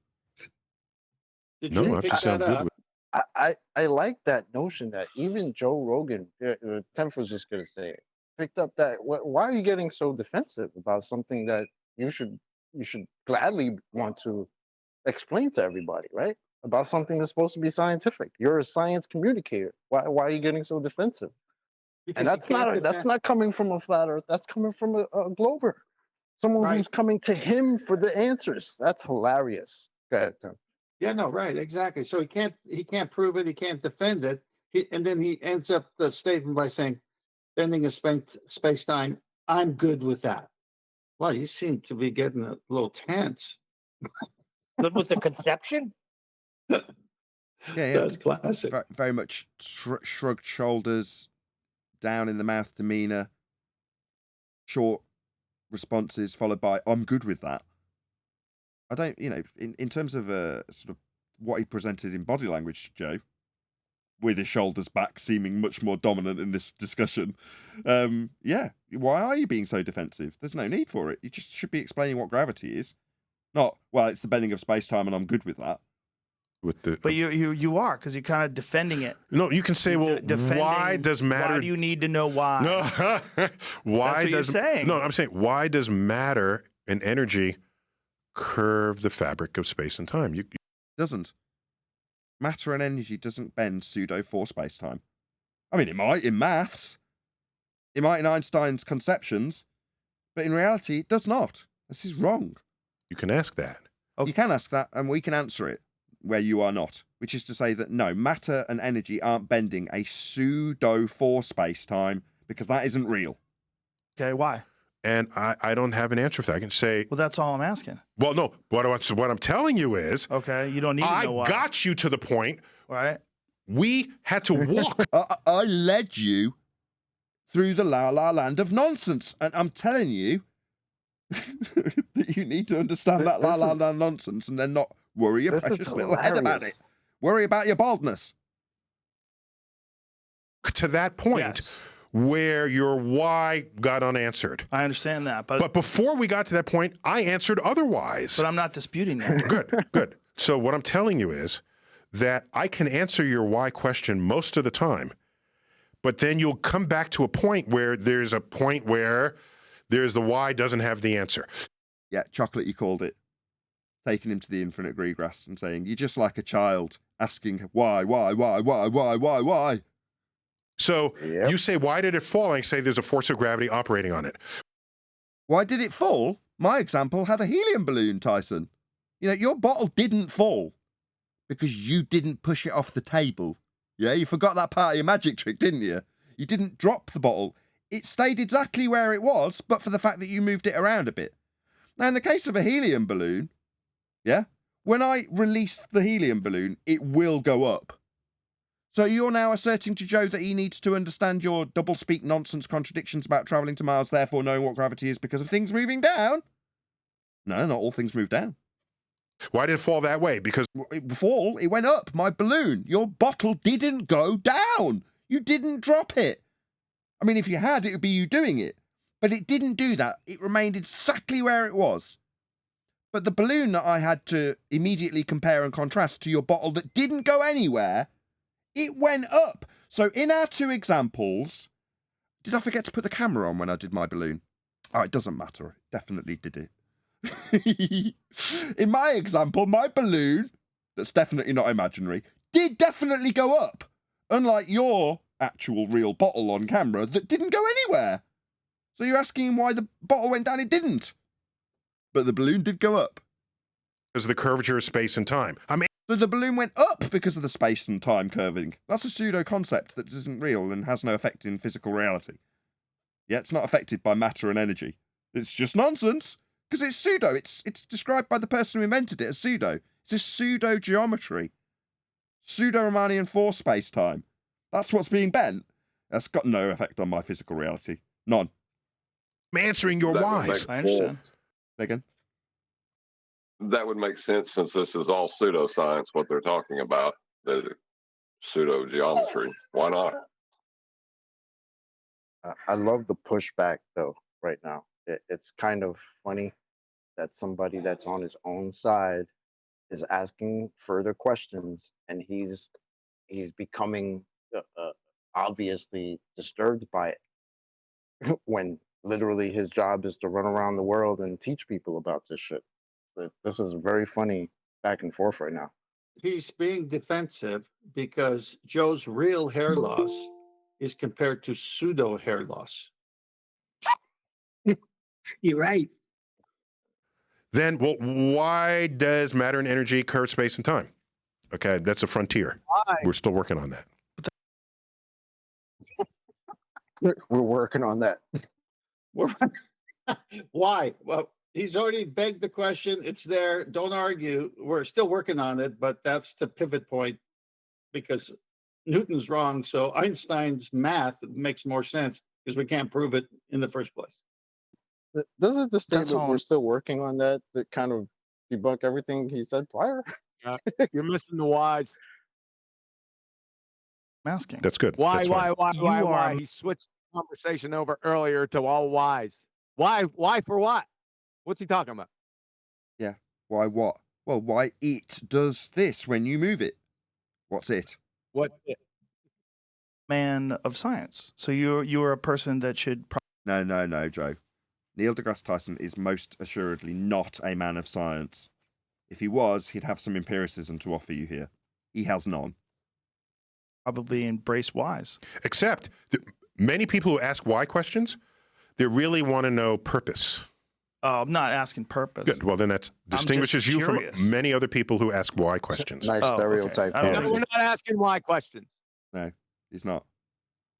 But Joe's fallen for it. We're asking what is questions, then how? Not why questions, sunshine. I don't know if this Yeah, purpose Didn't for he anything. just stereotype fallacy him, Joe? Like many people that ask why or purpose, and Joe is immediately, I don't need purpose. Just asking why. Why is he stereotyping people on his own side? He's pivoting again away from the actual question that QE just said, what is, then how is, to why, now purpose. Now he's gonna get philosophical. Why did you bang the table? I was angry. There's Right. there's a purpose Yeah, behind it. that Okay. seems- So Yeah. if your why is just a curiosity of what's going on, that's one thing. If you are inquiring about purpose, then it's theological. Okay, because when you're theological, Yeah. No one's inquiring about that, Neil. He Then brought it up religion- that. Not being able to describe what and explain how. You crayon crunching clown. give purpose to life. Clearly, I'm not doing that. Right. But I just think it's amazing that something that's such a massive part of life on this planet. Zero part of life on this planet, none whatsoever. His only example was a bottle not dropping. To go on to describe how it moves towards the ground when it didn't. It's not fundamental to anything. You've not witnessed anything happen at all, and he even attempted to describe a demonstration he was giving you where nothing happened. That we stayed glued to the ground because of. Oh, right, like my helium balloon. Did it stay glued to the ground there, Joe? No, it floated off into the sky, like with the clouds that also float off from the ground upwards. So what is this stick to the ground nonsense? Oh, are you under the misapprehension that all things tend towards the ground? Au contraire. No, he's under the apprehension that we're a spinning ball and you need to stick to the ground, and that's where he's coming from, but he doesn't really understand it. Of gravity. Can you pull up my Instagram account? I only post. You have an Instagram account now? Because you had a fake one for a while. Yeah, That's I a took it friend of over. mine, actually. I know the guy. I took it over. He gave it to you? Oh, the guy who had it? Yeah. No. Actually, sorry. I went to Instagram and said, people think this is. Oh, God. Is a real account and it's not. Can I have it back? And if it's an account that's an imposter and followers don't know it. Gravity is not a force, but you can think of it as a force. End quote, George Musa. That's what I'm going to disseminate in between this bollocks about Instagram. It's illegal. Right. So there's one that says fan of Neil Tyson. Yes. And that's a different one. Okay. That's the guy I Okay. know. So I only post art house photos, okay, that I've taken, most of which I've taken. So just scroll down and look for Muscle Beach. There it is. Click on that. Oh, another little jab. Here we go. Something that he knows is close to Joe Rogan's heart as an ex-fighter. Let's have a look at bodybuilders. So where are we going with this, Magician Tyson? Let's see which heartstrings you're trying to pull on this time. Okay, so here's my go to my caption. Go full screen on that. Remember my caption. Okay. For most of our life on Earth, we either resist or succumb to the force of gravity. What? Do we? The force? Didn't he go through a whole slew of crap to tell him how it's the curvature of space-time? How very appropriate that in between, while he talked about Instagram, I gave a quote from George Musa that made it explicitly clear that gravity is not a force. But yet this Instagram quote tells you all about how this force is affecting you when it's not a force. So you're just another bullshitter on Instagram then, talking shit like everybody there. Is it a force in Newton's gravity? Yes. So he is going back to Newton. So he does flip-flop back and forth. At Muscle Beach, gravity loses every time. What the hell does that mean? So what? It's having a little... Go on. I was gonna say, why did he have to go to Muscle Beach? Apparently, he said every time you get up off the couch, you just defeated the Earth gravity. That's his little story. Yeah, back to that. But yeah, he's literally said that before. Anytime you get up from something or anything that defies gravity, you just defeated it. It's such a weak force. That's not. I think where he's going is that bottle was sitting there on the table. He picked it up, so he beat gravity. Yes. Okay. And while I held onto my helium balloon? That's not true. I was proud of that caption. You call me out on that caption? That's nonsense.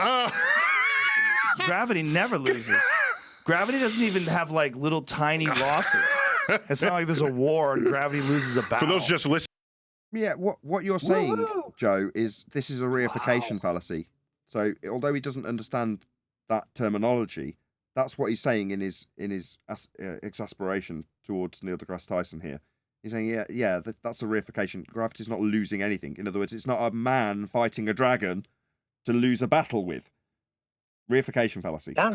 Sounds like he's defending. But that's what he hasn't. No, he's stating that gravity doesn't have anything to lose because it isn't anything. It doesn't have anything.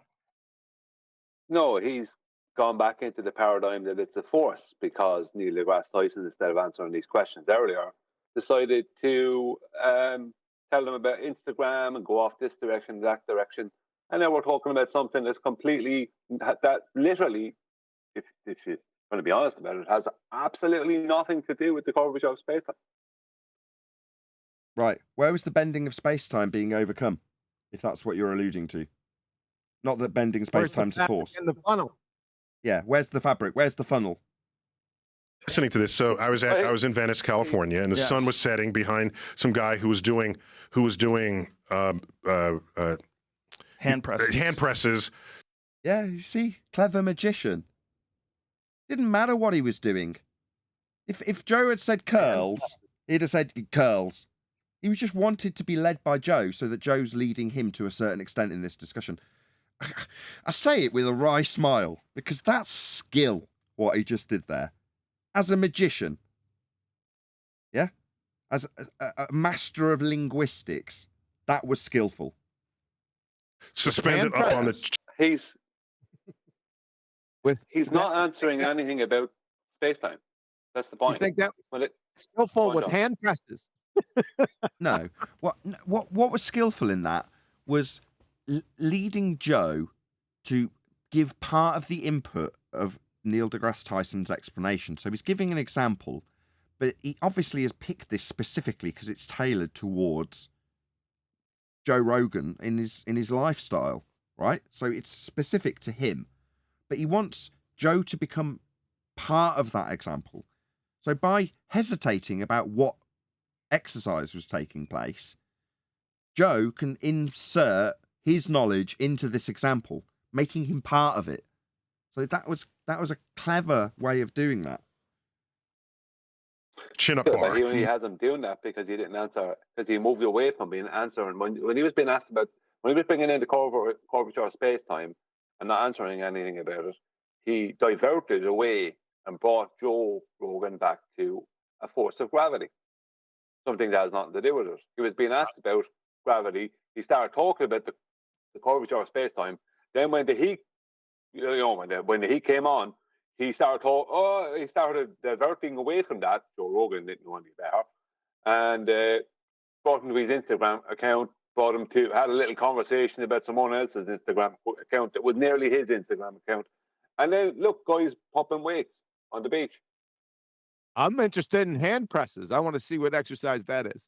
Right, and it was Cool. and it was cool. He was silhouetted. There's a palm tree. There's the beach. Yeah. He's there. Gravity's gonna beat that motherfucker. Let me tell you. Eventually, but No, Oh, brother. while he's in, See, Joe's laughing along. He's getting, verbally enthusiastic. It's worked. while he's there, he's conquering gravity.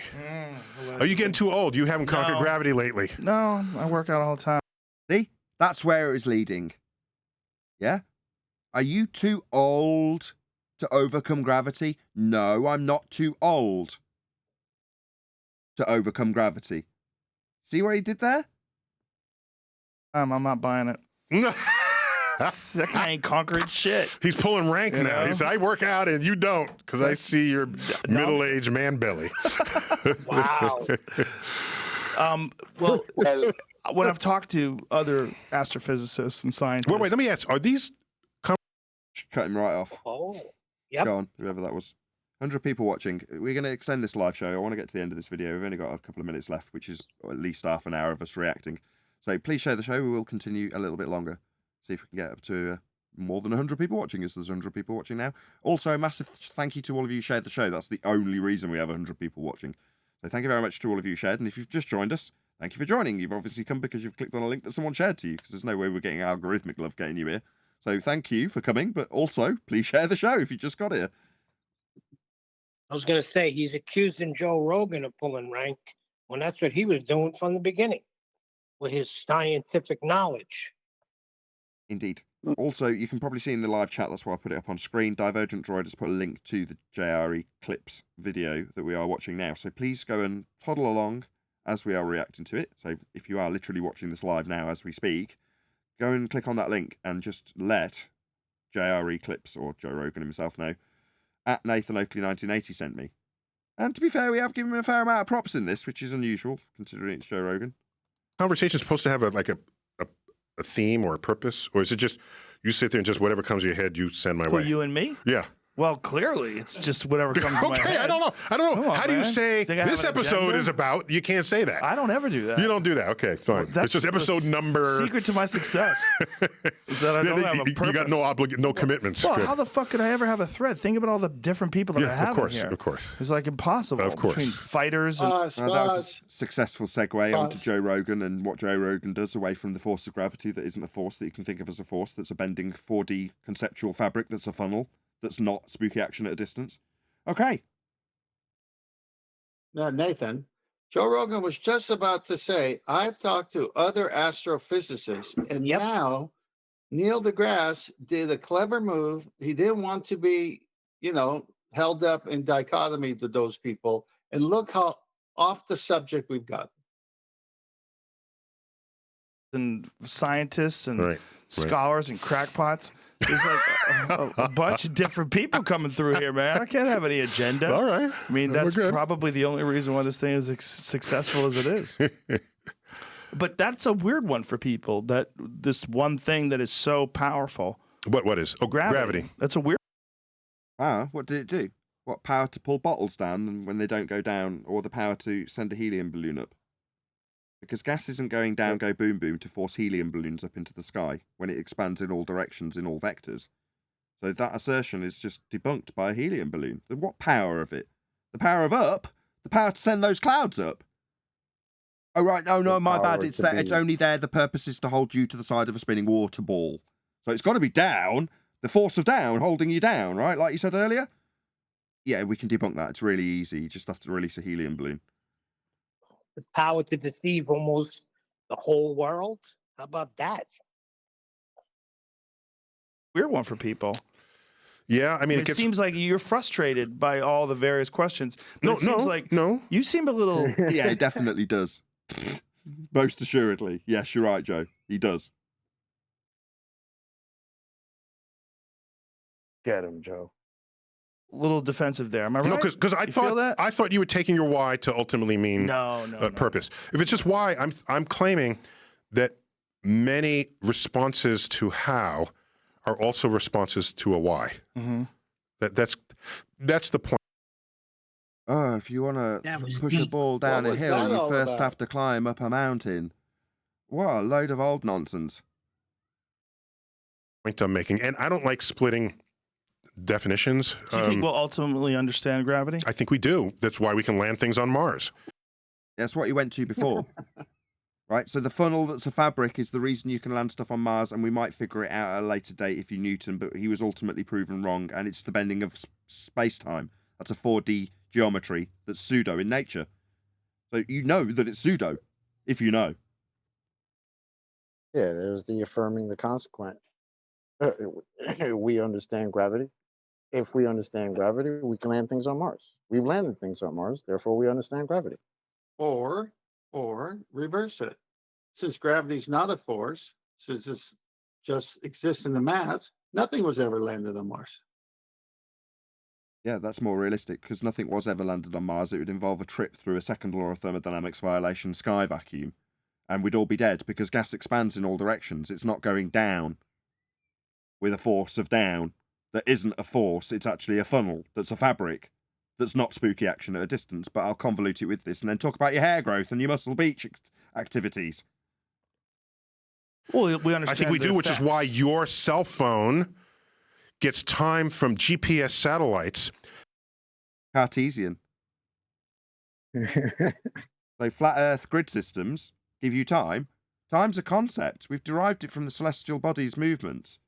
Well, that derivative concept isn't going to be reified into a fourth dimensional space-time that can be bent. And the GPS you've just exampled, GPS uses a flat Earth grid system that's been taken from elevation angle measurements to stars along a flat baseline. So the grid that Tyson's just referred to prove bending 4D space-time concepts proves a flat Earth. GPS proves a flat Earth. It works on a grid like all of the charts and maps. They're all using the same reference system. Hang on. Let me just jump in. Nathan, yes, on that point, you're right. But don't miss what he was really saying. Satellites. Where do satellites exist? Sky vacuum, second law of thermodynamics violation in an orbital motion derived by Kepler and another conceptual idea that came from the church to give us a heliocentric system with orbital motion that he's also begged the question of. Right, but it's the same as landing something on Mars. He's going to things that they say they did, which they never did, ascribing it to gravity, which he hasn't explained the what or the how. That is pre-corrected for Einstein's general theory of relativity because they're in a different gravitational field than you in orbit than you are on Earth's surface. Dun, dun. There are no gravitational fields in Einstein's relativity.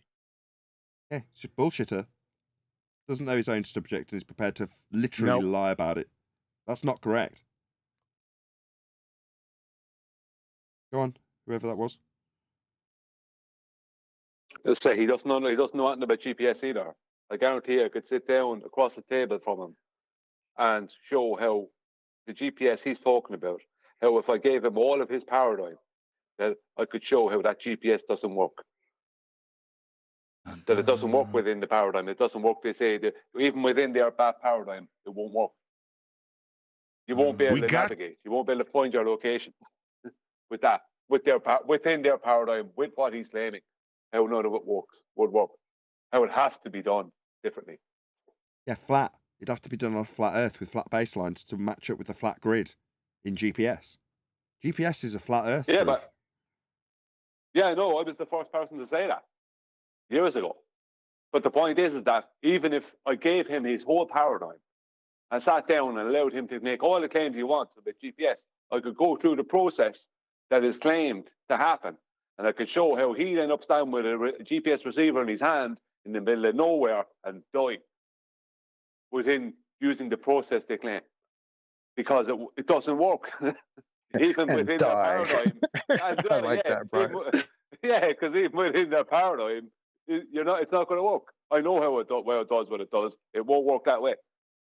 Okay, we've only got 12 seconds left of this video. This. You're getting angry.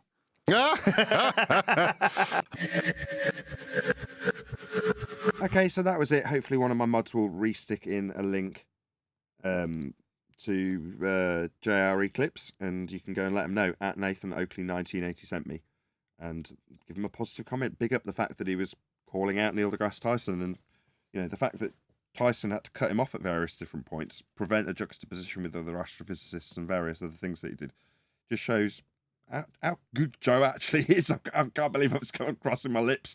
But maybe pass him on that compliment if you are going to leave a comment for him that says at Nathan Oakley 1980 sent me. It's the only way we're going to get the algorithmic love spread. And the hope that Joe would do the same in return and put a link to my video should he ever respond. Highly unlikely, but that's the purpose. Hopefully someone one day will actually put a link to my video when they respond to us. We shall see. Anyway, let JRE know at Nathan Oakley 1980 sent me. Or perhaps do an interview with Nathan Oakley 1980. Maybe Joe will invite me on the show. I wouldn't want to piss him off. The guy could kick my ass. Right, and I thought it was pretty impressive of him when, I thought he was going to tie the hair loss to gravity. Joe flipped that on him real quick. So Joe's smarter than he looks. I give him that. That's a good way of putting it. I don't want to say that he looks dumb because he doesn't, but you know what I mean? There's a general impression that he's sort of, a bit lowbrow, bit dumbed down. Fine. That's probably still all true, but he's no fool. That's clear. Good on you, Joe. That was a good interview. I enjoyed covering that more so than most of the stuff that we've looked at from you in the past. He may not know the right questions to ask or follow up with, but he sure read the body signals of Neil deGrasse Tyson perfectly. What are you mad about? What are you defending? What are you upset about? He read it perfectly. There was a point. I didn't point it out because QE's on the panel. I don't want him knocking my pseudoscience. But there was a point where Neil deGrasse Tyson hangs his head. Actually, see if I can find this. And Joe, in response, and it was just after I said I was all broad-shouldered, and Joe does this little shoulder flick, and I'll see if I can find it. I'll just have it playing in the background while I'm talking about this. But it kind of, to me, said, why are you hunched over, protecting your vital organs in the way you are, so defensive? And like I say, he just sort of flicks his shoulder back in a way to say, be less defensive in your body language. If I can find it, I'll show it. But it was just a very interesting back and forth in that regard, in terms of the power dynamic between the two of them. Neil deGrasse Tyson, who's in the authoritative position here, shouldn't in any way be defensive or look like he's going to be gotten the better of by Joe, who, in terms of his at least body language, seems much, much more confident. And, I think 10th earlier pointed out, well, it's the second time around. So Joe obviously is unsatisfied with the answers that he's had so far. And therefore there's a need to sort of point that out within the body language. It's fascinating interaction, this one. Yeah, but it would have been nice if he would have got back to the other people that he talked to. I wanted to hear that. I was gonna say that the reason he was just like, we gotta swerve off of that is because Joe Rogan has had other so-called astrophysicists and scientists on his show that have shitted on Neil deGrasse Tyson, that have kind of made fun of him and Mitch Yukar, and he's had both of them on his show. So that I could see why Neil deGrasse is like, yeah, let's not go there. Yeah, he was good at that. He deterred him right away. Okay. Now, typically I'd round out the show at this point, but I'm not going to. I'm going to stay live for a little bit longer just so I can actually test my computer. So it did actually overheat yesterday just after the show finished, so it didn't affect the show, which is good. But I've changed a few things, so I do want to continue live. And hopefully the conversation will progress. Me stressing the computer. Yeah, let me go ahead Stay and start tuned. that. In other words, we will stay live in another half an hour or so. We have got 100 people watching, so hopefully the conversation will continue. I want to start it. Oh, go ahead. I'll go after you. I want to know. I want somebody to describe why and is hand presses. Because he's a dumbbell. was a good one. Does anyone know what hand presses are? That's what I got out of this discussion. I want to know what a hand press is. You want to know the why and is of hand presses. And then what is it after that? I have no idea. I don't know what a hand press is, and I work out. Well, Joe agreed with him. So for you, Joe, can you show us some hand presses for us, Mr. Working Out guy?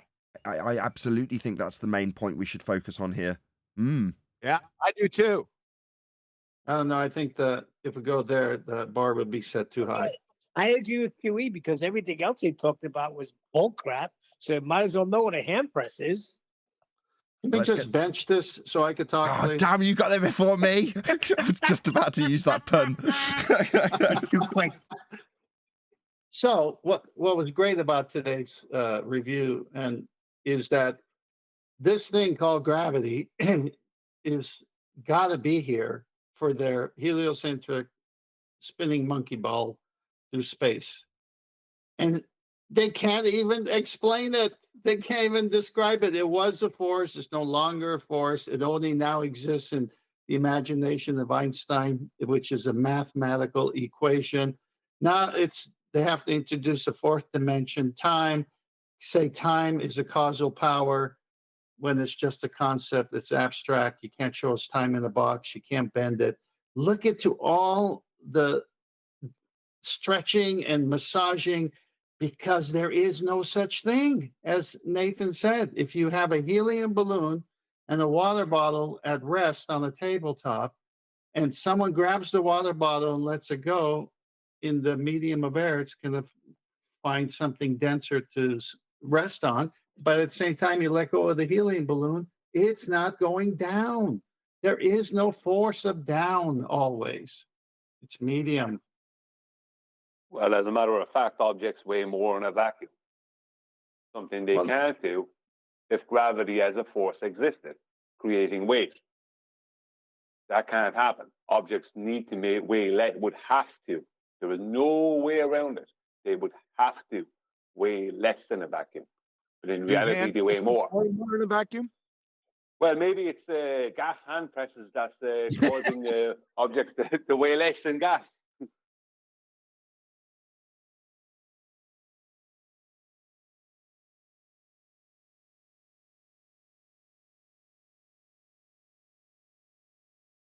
Well, I'm so glad we stayed live. So am I.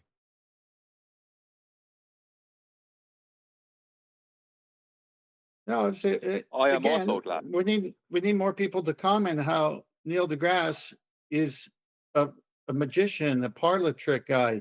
Change the subject. Instead of answering a direct question with a direct answer, take you on a long story. Well, why and purpose? That's theological. No, I just want to know what gravity is. I just want to know how it works and have we proven it? And you're now taking me to a why I want to know and the purpose after I think I know. No, I didn't ask those questions, Neil. But they don't know what it is. They just know it has to be there. Next question. Joe Rogan was like, "Why are you all in your feelings? What's going on, man? You're a science guy. you're supposed to be happy to do this." Sounds kind of like the exoplanet astrophysicist lady who got all mad at Wakey. Yeah. But if George Muser says gravity is not a force, Eric Valinder says there is no force of gravity, Brian Cox, all these people say gravity is not a force. Doesn't that kind of answer Joe Rogan? The Cox quote is, "There isn't really a force of gravity at all," end quote. Right. So Yeah, but Joe, you left out someone there. You left out someone. Who? Brian's logic, who proves that a force of gravity doesn't exist. Yeah. Dang, Brian's logic. I'm thinking Caltech. I'm thinking all the citations for that, like the 30 of them. I'm going through them saying, obviously, we didn't mention all of them, but I definitely didn't think Brian's logic. Well, now you know what you should be thinking. Get him, Irish. Yeah, get him, Irish. Hold on. I got it right here. as a quote from Neil deGrasse Tyson. What is gravity? Don't know. Next question. How can you debunk something that they don't even know what it is? As far as what it is, we don't know. Well, Yeah, I don't well, know we what are it is, but we were able to land a rocket in a crater like a hole in one in Mars. Well, if you think about our personal position, we had to debunk the existence. Well, we have debunked the existence of something that was never proven to exist. Let me tell you You know what I mean? yeah. Good point. That's Let a me good let me point. give you a foolishness of that statement. I had a hole in one in golf, but I wasn't using a golf club, and nor was I aiming at the par 3 hole. Yeah. Right, but what is it that wasn't proven to exist? Say You it know what I again, mean? Brian. We have debunked the existence of something that wasn't proven to exist. Exactly.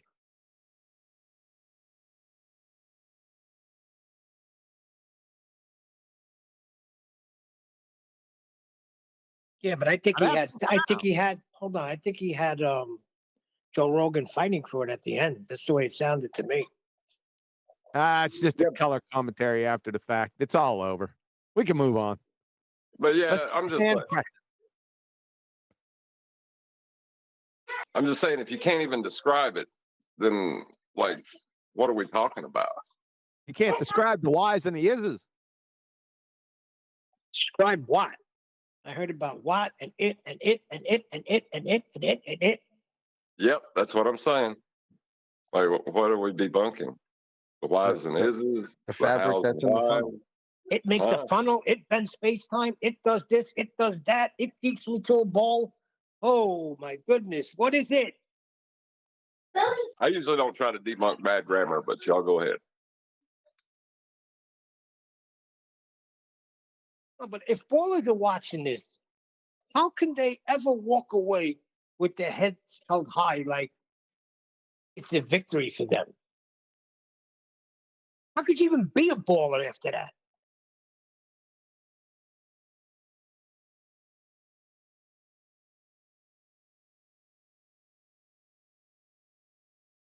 They're not a baller for that reason, They're a baller for another reason. Yeah, I know. So about this documentary that we're going to put together. Oh, good. Go ahead and produce it. I don't know how. I wish I did. I would put it all together and get a good documentary with some dramatic music while you're demonstrating celestial navigation, with some dramatic music while we're debunking gas pressure without containment, how it's needed, and it can't be on a spinning water ball. There cannot be a vacuum of space. We could do a lot better than what's being done. And then we could get the QE scientific method. What do you mean doing what's more than done? We've You killed it made all. me It's on throw the up. show. What do you say, chocolate? That's gonna make me throw up. Have chocolate rapping in the background. One Dex poetry. Come on, we can do something extravagant. Get a lot of subs, and the word will get out a lot more. Well, if we can get deli food out of it, I'm in. I think the reason the word isn't getting out is people don't want it. They want to live in their fantasies. Well, you got to ruin my We dream of don't a offer them documentary. any. No, let John finish. He's spitting some truth here. People want to live in their Nice. fantasies. You can even look at the flat earthers that are in this subject who, like, want to live in ether. It's something that people want. They want their fantasies. They want it to be their universe, that they're living in. And it's just not the case. And we don't offer them anything except for, reality. What fun is that? Yeah, very little glamour in what we do. Especially if, like I say, I plug the video that's available to members now, which is Blue Sky Gravity for Flat Earth only. You can listen to it and go, well, I'm not having my thirst quenched. My thirst being for a replacement for what I had before. People want a tailor-made, pre-packaged replacement for heliocentrism. And if you're not offering that, people aren't pleased with the result that they get at the end. Like, it's not enough to say, this is how you've been lied to. This is how the lie is structured. This is how it doesn't comport with reality. Okay, you happy? What's that? You're not happy? You want a replacement, but there's nothing to replace. There's no need to have us stuck to the side of a water ball with gravity. But you still want an explanation. But there's nothing to explain. And so you go on. Ether. No, hold on, because I was listening in the pre-show. I was listening. I couldn't go back and forth because I was doing something. But I have to concede because I heard John say something when he brought in with the structural support. Then if we're going to go there, then they could easily say that gas could take the shape of a sphere. So that has to concede on that. I didn't see that. Yeah, Brian. How the hell did you get that? Where did you get that? That's crazy. Enough. That's what John said. If we're going to say structural support, then it's going to support the fact that gas could, support itself into a sphere. Right. Oh, John, See, hang on. That's ridiculous. That's ridiculous. Hang on. Which one of us, including me, made any claims about gas having or not having structure? You're getting very defensive there, Brian. I am, because I've been strawmanned over and over, Nathan, about making a claim I never made. Hold on. I'm not saying you did. I'm just saying that you can So describe the structural support, and the structural support will form a sphere. Brian, it's okay. I didn't say structure. The structural support of gas will You're form a trolling sphere. me now, John. You're trolling me. No, I'm going where they're going to go, and they're dying to go there. Trust me. Let me tell you why before you go, Brian. Because Chocolate had a good They've question. already been through it with me, John. Go on, Neil. Sorry. No, because Chocolate had a good question. Can anything that doesn't have structural support be crashed into or something? I don't know how you phrased it. But hang on, Neil. You keep on. See, Neil, you're falling for it. I'm sorry to say this to you, but you're falling for it. You keep on talking about the topic the same way it's been argued to you by John. The term structural support was only ever used as a descriptor, a way of describing a grouping of effects, not just what's happening with gas, just a way of describing the people. Yeah, but they're bringing it to gas. I have people, but because they're being pedantic, say, oh, you're claiming this about gas. I'm not claiming it about gas. But I will point out. So let's not go there again. But I will point out that gas is claimed by people like John to have no structure, right? But Now he can't validate that. But you can't validate that. So I'm not making a claim about gas. John is making a claim. Hang on. I got to prove something doesn't exist. Hang on. I'm not finished. I am not making any claim. I am not making a claim about it. I never made a claim about it. No, I did not make a claim about it. You did. Now, you validate your claim. You are the one with the positive claim. That is all I'm interested in. I'm interested in you validating your claim. I'm not interested in anything else. If you want to get tricky with me, then I'll get right tricky back with you. Brian. It's real simple. I don't have to prove to you the not existence of structure. You made a claim. You don't need to prove to Brian that the non-existence of structure. He officially disclaimed it. There's no point in inquiring further. So he's not going to validate his claim then.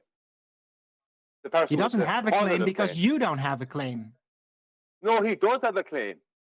No, he only had a claim in relation to what he thought was your claim, which you disclaimed. You disclaimed your claim. That's what his claim was based on. Maybe if you overtalk it some more, maybe it will be better. No, because you're trying to white knight for John.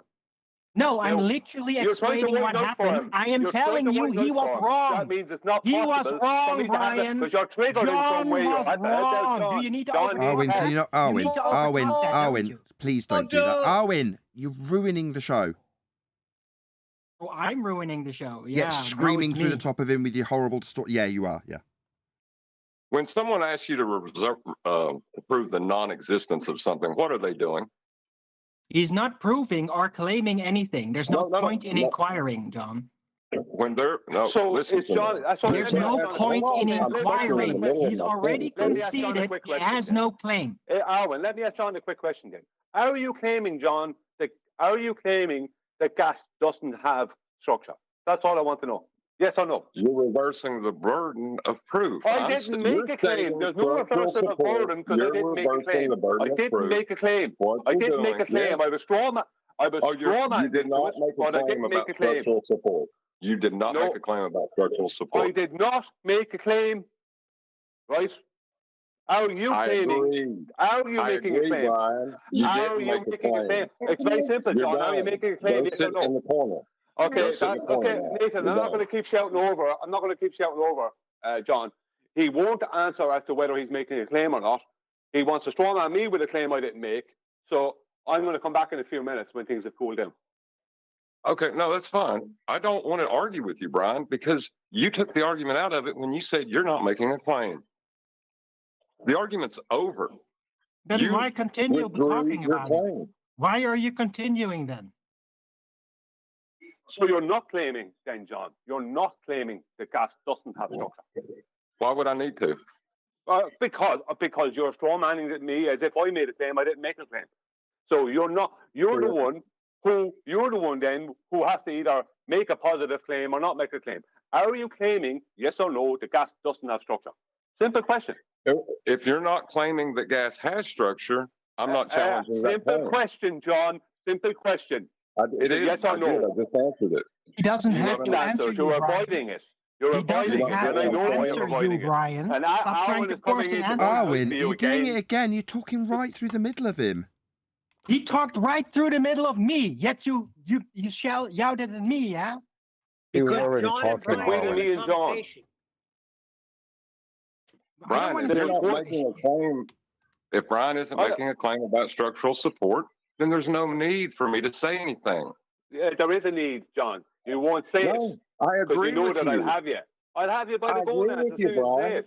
If You know I'll have you. You know I'll have you. If you're not saying, straight away. if you're not, See what happens, John, when you want to get tricky with somebody. Words have meaning. Tell me about intuition, John. If you're not saying gas has structural support, there's no need for me to say anything, Brian. Argument over. Far from over. You're not making a claim, you said. So why would I bother to say anything?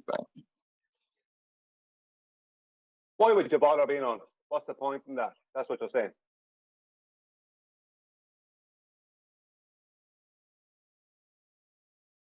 Why would I make a claim about gas in any way having structure unless you are saying it does?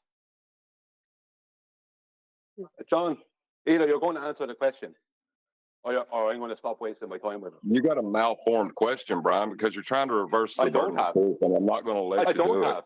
I don't have. My position is clear, and it's been clear from the start. State your position then.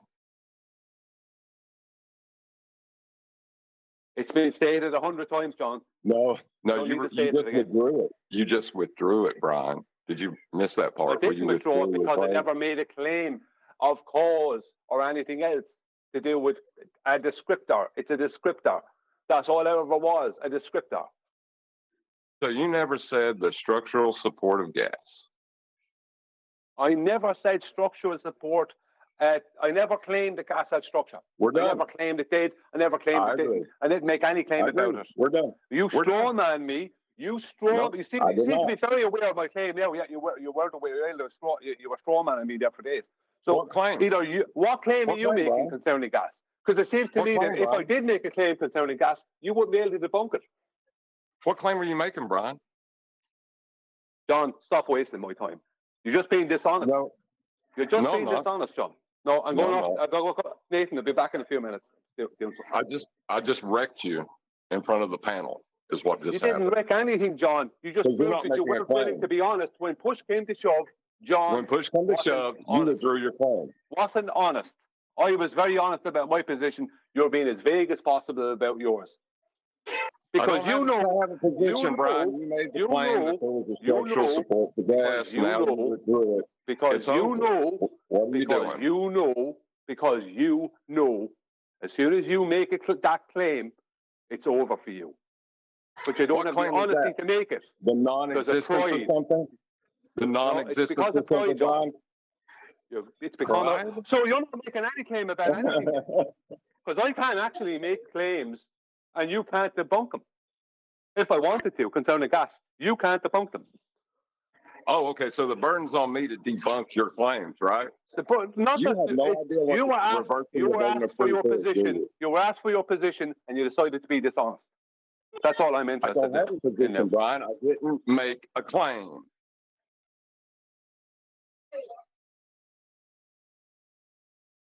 Wait a second. We talk about gases all the time. What's the problem now? I've not made a claim, Neil. That's the problem. And Brian desperately needs me to have a position for him to attack. It's the same thing with ballers, with gravity.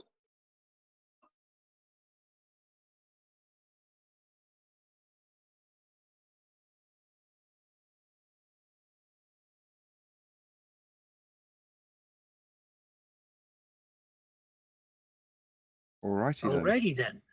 Alrighty then.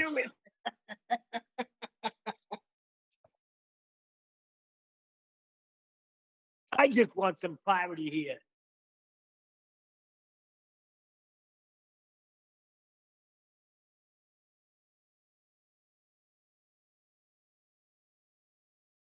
So yeah, check out that video if you're a member. Obviously, it's dying on its ass here. With the merits of whether or not it's even worth arguing about gravity once you figure out that it's not necessary and its only purpose is to keep you on the side of a spinning water ball. Once you figure that out, that's it. Nathan, I could make the claim that gas doesn't have any structure.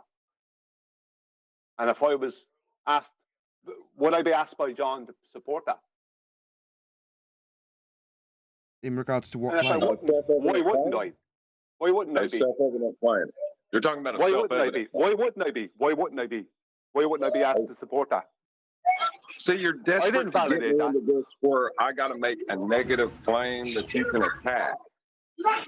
Right? You need a counter positive for you to put it up in false dichotomy. I'm not giving that to you, Brian, and you hate it. I need some honesty, John, and I'm not getting it. That's the problem.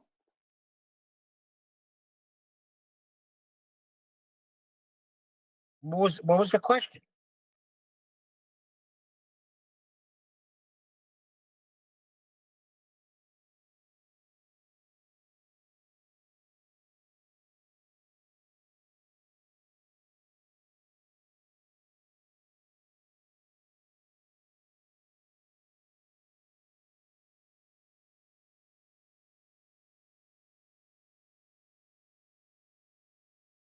Looks like we never found out. I'm in a position where I can't talk much.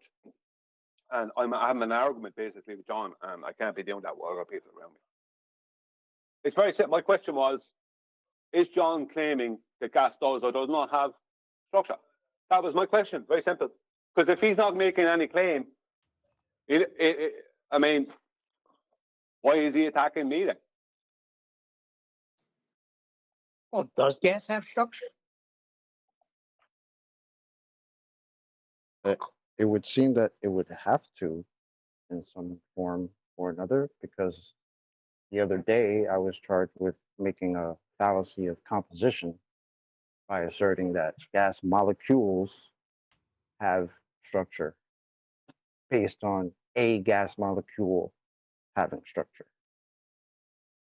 So if a gas molecule didn't have structure, I wouldn't have been then charged with a composition fallacy, right? Yeah, but you put a question together that I understood. I forgot how you phrased it though. About something colliding to something without structure. Can something that has no structure collide with something else? That was my question. Right. And don't we always say that gas collides up to all its container and each other? That's what I'm stuck on.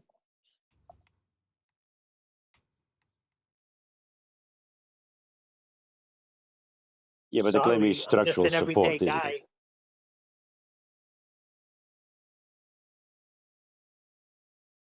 I didn't get that. The claim is gases have structural support, not just structure. It's not. No one claimed that. No one claimed gases had structure. Obviously, if gases are bouncing off each other, they need to be bouncing on the surface. So that means that the gases have surface for them to be bouncing off. Yeah, structure, yes, but not structural support. Well, hold on. The surface is a support. Okay, you can lay down a building, you lay down a foundation, that's supporting the whole building. Technically, Yeah, that's there's no structure. That's support. Permanent.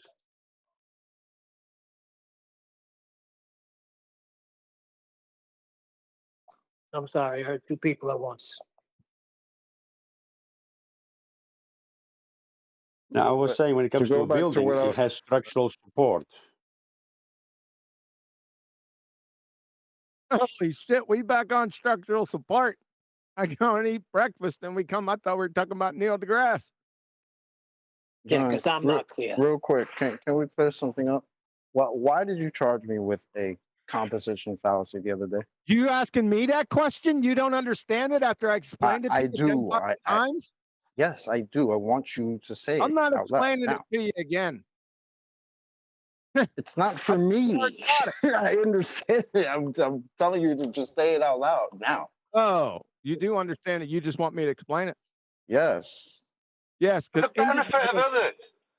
Okay. Individual gas molecules have structure, right? There's a lot of things that connect the individual gas molecules together. But as a collective, they're structureless. That's the key. Yep.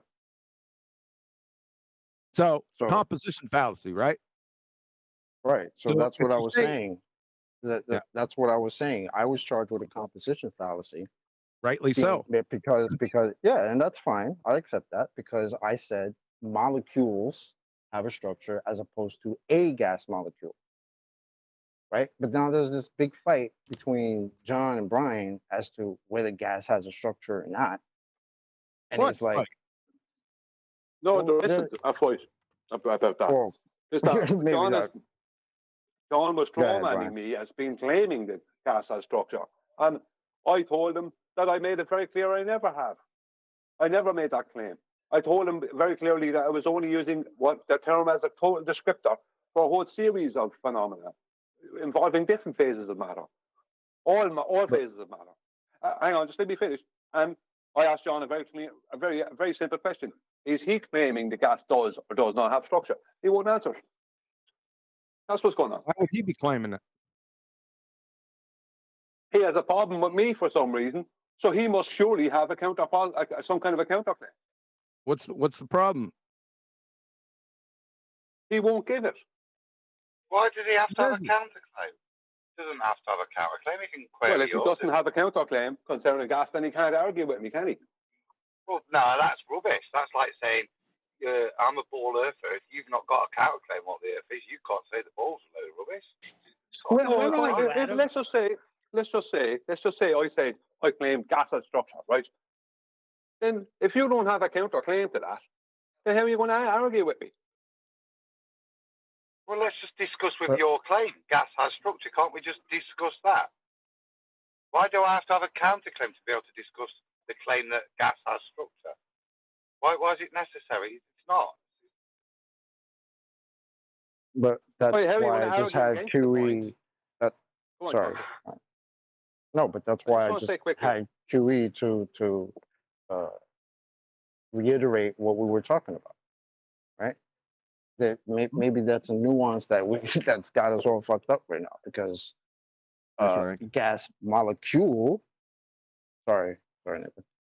A molecule, like QE just said, does have a structure, but as a whole, they don't. But I think me and Brian's got an issue. I think what's happened is it's got confused. And Neil seems to be the one that's asking for clarity. But I don't, and this is my point, I'm not to attack, but what is the clarity after Neil? When you just said earlier, I lay floors, that's got structure. I'm No, I still said not a sure building where has your a point of foundation. contention is, Neil. So are you able to clarify a bit for us? No, because I'm thinking about the question Chocolate had the other day. So I'm just putting that together and I'm saying, yeah, there has to be some sort of structure to it, And right? what was the question? Say your question again, Chocolate, because I'm going to butcher it. Can something with no structure collide with something else? Yeah, that's meaningless to the discussion. No, but I thought Oh, I don't gases think so. collide into each other. You're getting down to individual gas molecules having structure again. It's a fallacy, Chocolate. Oh, okay, I got that's the foul. Okay. No, your composition fallacy actually has it's helped me out with that because now I understand what the hell is going on. See, that is that people take note of that. See, he didn't take it personally. He used a fallacy. He wasn't aware of it. I explained it to him, and he says, "Okay, you're right." So no pride, no nothing. That's why chocolate's chocolate. I did the same thing. Thank you. I'm Yeah. not here for pride though. So No, that's what I'm saying. That you're not. That's that you're a stand up. I mean, you're the poster child of intellectual honesty, and your pride didn't. Your pride wasn't fucking with you. Oh, no swearing.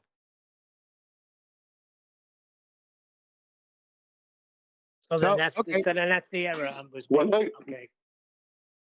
Yeah. when I first brought up the topic of, well, brought up the term, sorry, structural support, why it came to that term was I originally started with matter support, and it turned into the structural support of matter, and then it became structural support as a way of describing. But maybe matter support is a better term, my original one, because the whole thing of what I'm trying to describe is what is stopping what's causing the helium balloon, not causing, but a way of describing kind of the helium balloon going up or something floating. The point is that there's something that is made of matter that's preventing that thing that's floating from going down. I'd agree with that, bro. I wouldn't have no objection. Yeah, because we're describing matter, and we've talked about whether it's matter in a structure or whether it's collision based. We're not making a claim. We're just describing what's doing it, the matter. I've got no problem with that whatsoever because there's no word that's counterintuitive to me, and that was the issue. Using that word invoked something which wasn't the correct thing as I understood it. And with that, I'm going to say if you are watching this on either Nathan Oakley 1980 or Nathan Oakley Premiering streams, then stay tuned as there will be an after show to follow. Unfortunately, if you are watching this live, this is where we bid you farewell. So another massive thank you to all of you. Smashed the super chat, liked, commented, shared, subscribed, joined as a member, and all that good stuff. I've been Nathan Oakley. Once again, stay tuned if you're watching on an after show, and I will see you all in the next video.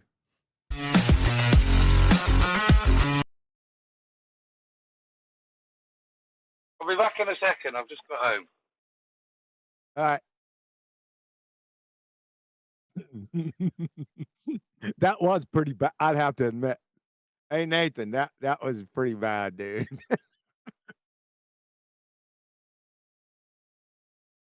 What? Oh, man. What was pretty bad? Worse than what you did to Betty yesterday. Shut up, Neil. He's asking what was pretty bad. Well, Adam was explaining himself, and he was right in middle thought, and then you just closed out. Oh, I loved it. I thought I picked the point that he concluded his point. He Uh-uh. agreed, He he was still agreed with talking. Brian, didn't he? He was still talking. He was coming to the end of it.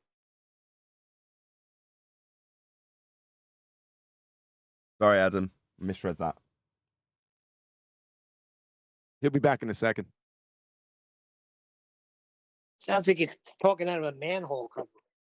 Yeah, he was on his cell phone, but he's home now. But he'll be back.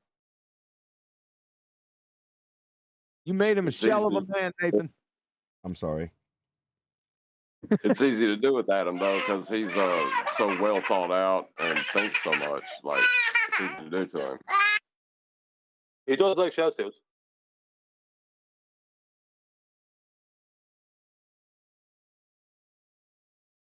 All right, so we're all good. I'm clear now.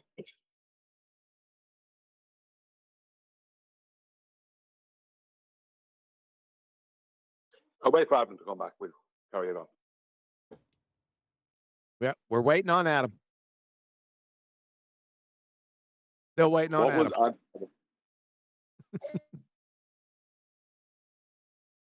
Adam. Still waiting on you, sir.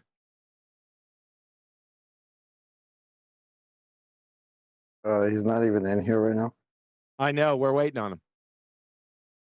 Oh, you're just saying it out loud. Okay. Yes, I'm just saying it so that people, because a lot of people have a problem with ADHD, so I'm just trying to keep them on point. Still waiting on Adam. You sound a bit like Leslie Nielsen in the airplane saying, "Just want you to know, I just want you to know, we're all counting on you." yeah, exactly. You got it. How many times did he come in and say that? Just like to know, well, even after they landed. Waiting on Adam. Well, the computer didn't fall There over. he is, Adam. There he is. All right, Nathan. Yeah, sorry, Adam. I didn't mean to cut you off. Yeah, you did. You're a perfectly good editor. You meant to do it there. You felt that was the point, and you cut out. Nice for me to suffer the pain and retribution and blame from the rest of the crew that I ended the show early. You got to end it at some point, mate. I've got to end it at some point. I thought that at the point that you'd said, no, on that score, Brian, I agree with you. I thought that was a good point to round out. Obviously, there was more to come. I didn't know. I'm sorry. You know me. I don't need to apologise, mate. I'd only probably reiterated the same thing that I summarised perfectly well. Well, Adam, just to add some clarity. Adam. Don't, hold on a second, Brian. Don't give in. Well, I can pretend I'm upset and offended if you want. Yes. Right. For fuck's sakes, if this happens again. Oh, sorry. Did you want me to pretend I don't care? Yeah, that'll do. Yeah. Go, fuck off. It's my show. I'll do what I want. Along those lines. Sorry, I tuned out quite a long time ago. What were you talking about again? Yeah. Gravity. Yeah. So we're good. I don't think we are. What's up with Arwen? Did I miss something? I miss all the good shows when I'm fucking he was yelling and I told show. him off. He was screaming through Brian and John, and I told him off. So I think he's disappeared.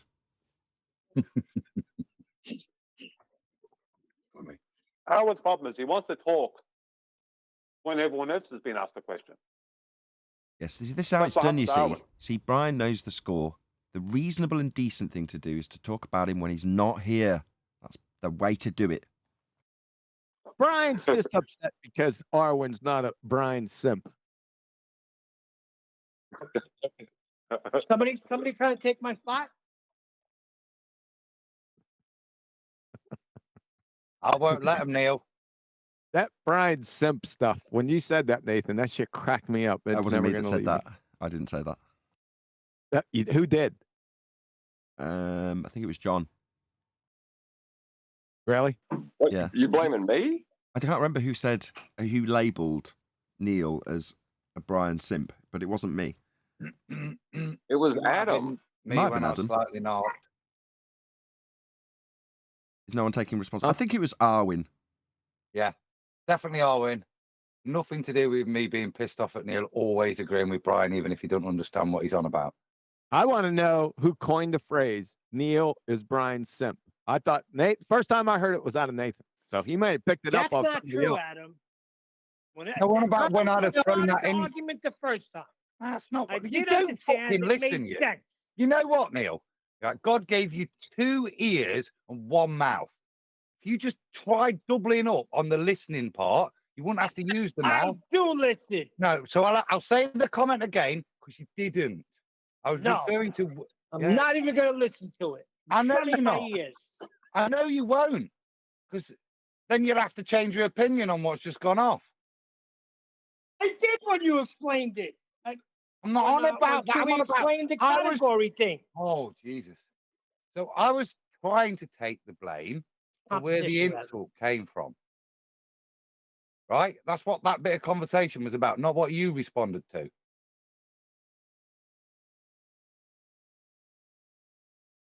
Yeah. You're a bugger. So we never got to who actually said it. Seriously, I want to know who said that Neil was Brian's simp originally. Adam did. Adam? It could have been Arwen, you know. So that's a no. I kind of may have said something along those lines, but it's not my vernacular, that, because I'm not exactly sure of the term simp. I had to look up incel the other day when Nathan was alpha stood in. It sounds more like an Arwen phrase after he's gypped it in whilst we've been talking. It does sound like you're right. That's correct. That's why I find it hard to believe that you made up the phrase. I know this is really important, but I want to know. I don't think I did, but I do think it came out of that conversation where me, Brian, and Neil were discussing whatever we were discussing last time when it got a bit too tasty. Oh, It was okay. I can tell you what it was. It was the reducing eye level to surface level, or just using eye level is the first time it was used. So who used it? Adam. Adam definitely was when he used it. Sure. Yeah, I'm happy to take the blame, but it just doesn't sound like something I'd make up. Well, no, you weren't saying think it it was in malice or anger. Yeah. No, you weren't saying it in malice. You were saying it as a joke. 'Cause Yeah, it was I afterwards. wasn't. Yeah, this isn't a blame thing. This is a decorating claim. This is for recognition. I genuinely, I'd like to take the credit. I don't think I'd have used sycophantic or something like that. Yes. Yeah, that's because that's what I felt was going off at the time. So I'm think posthumously it might have to go to Arwen. Well, it is recorded. Is it?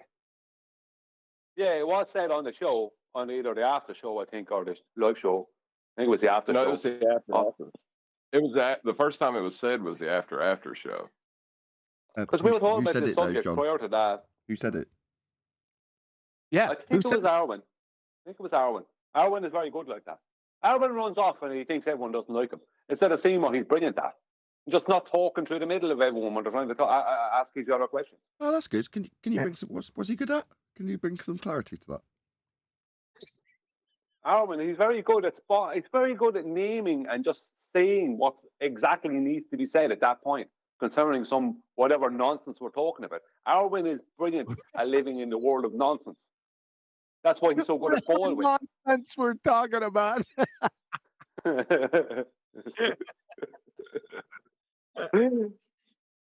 But that is what he's good at. He's very good at that. As just saying the thing that needs to be said, concerning gravity or some other thing.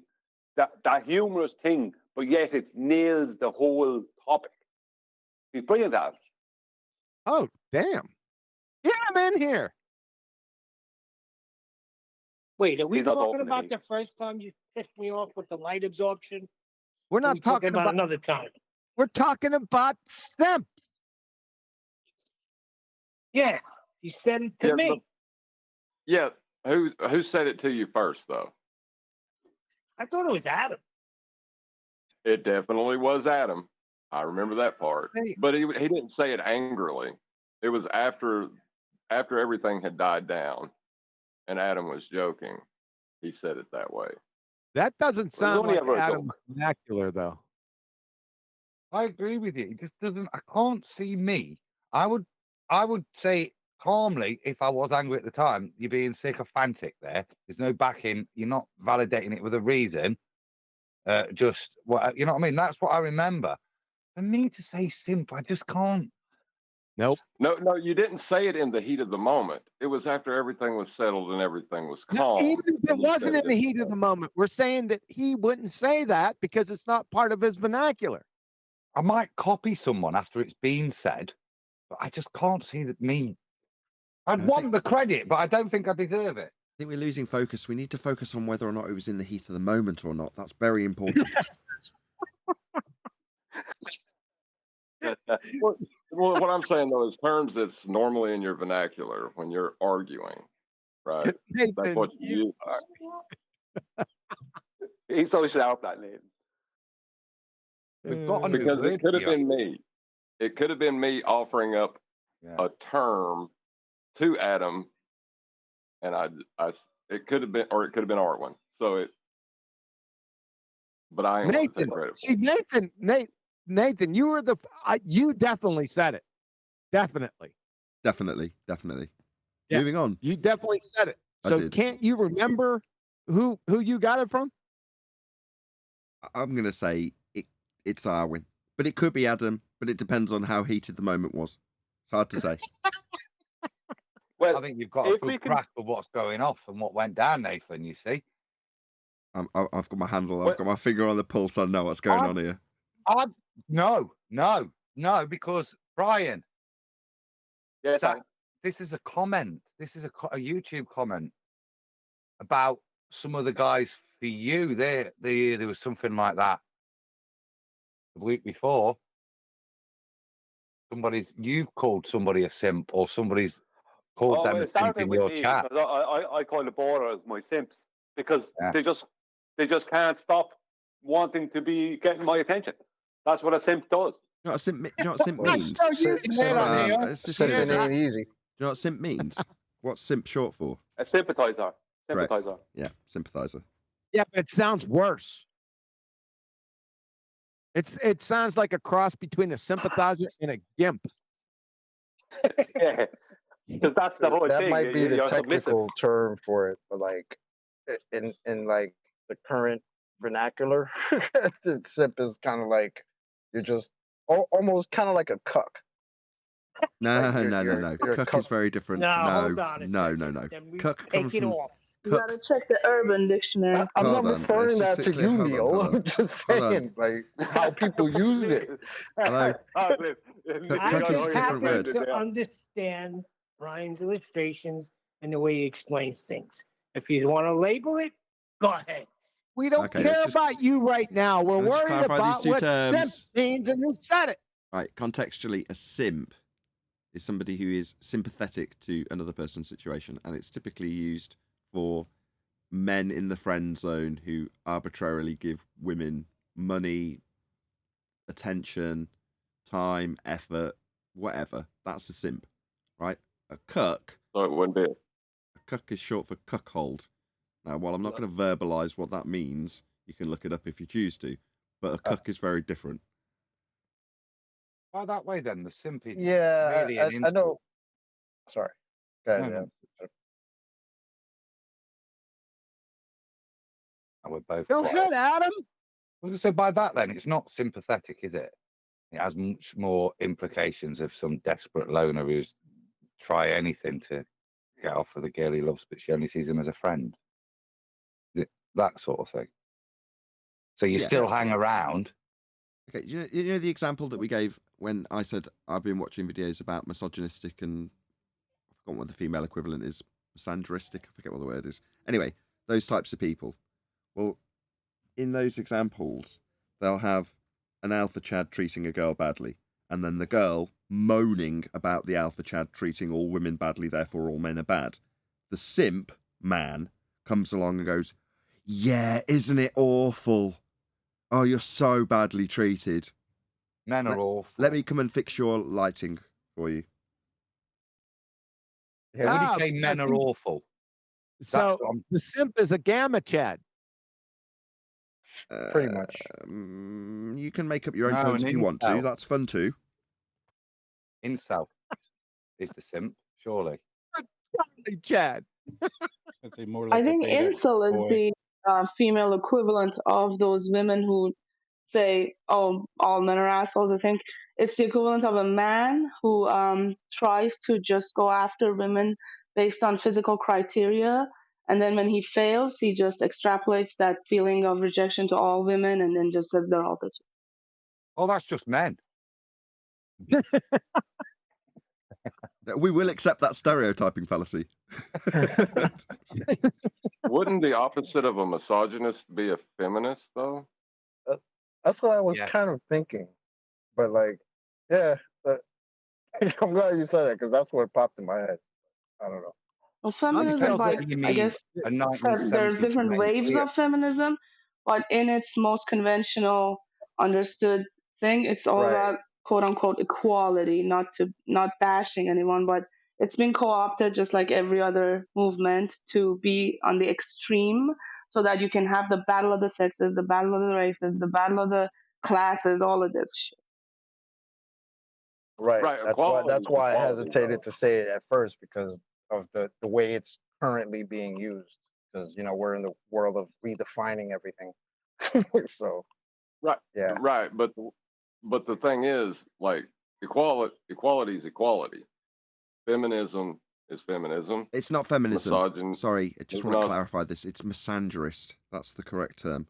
Feminist is not what. Feminist is something else. Yeah. Misandrist is basically Because they're a man trying hater. to say, like, feminism is trying to say because there was a lopsided or there was like an inequality before, therefore, in order to compensate, now we have to, like, without any merit, give all the credence to all the women and just, it's always about debalancing the scales. It's like, now let's give all the power to these, marginalized people. So we can't really deny that women have been marginalized, but they're gonna use that to victimize the women and get them into that mindset and radicalize them and set them against men. They do the same thing to men.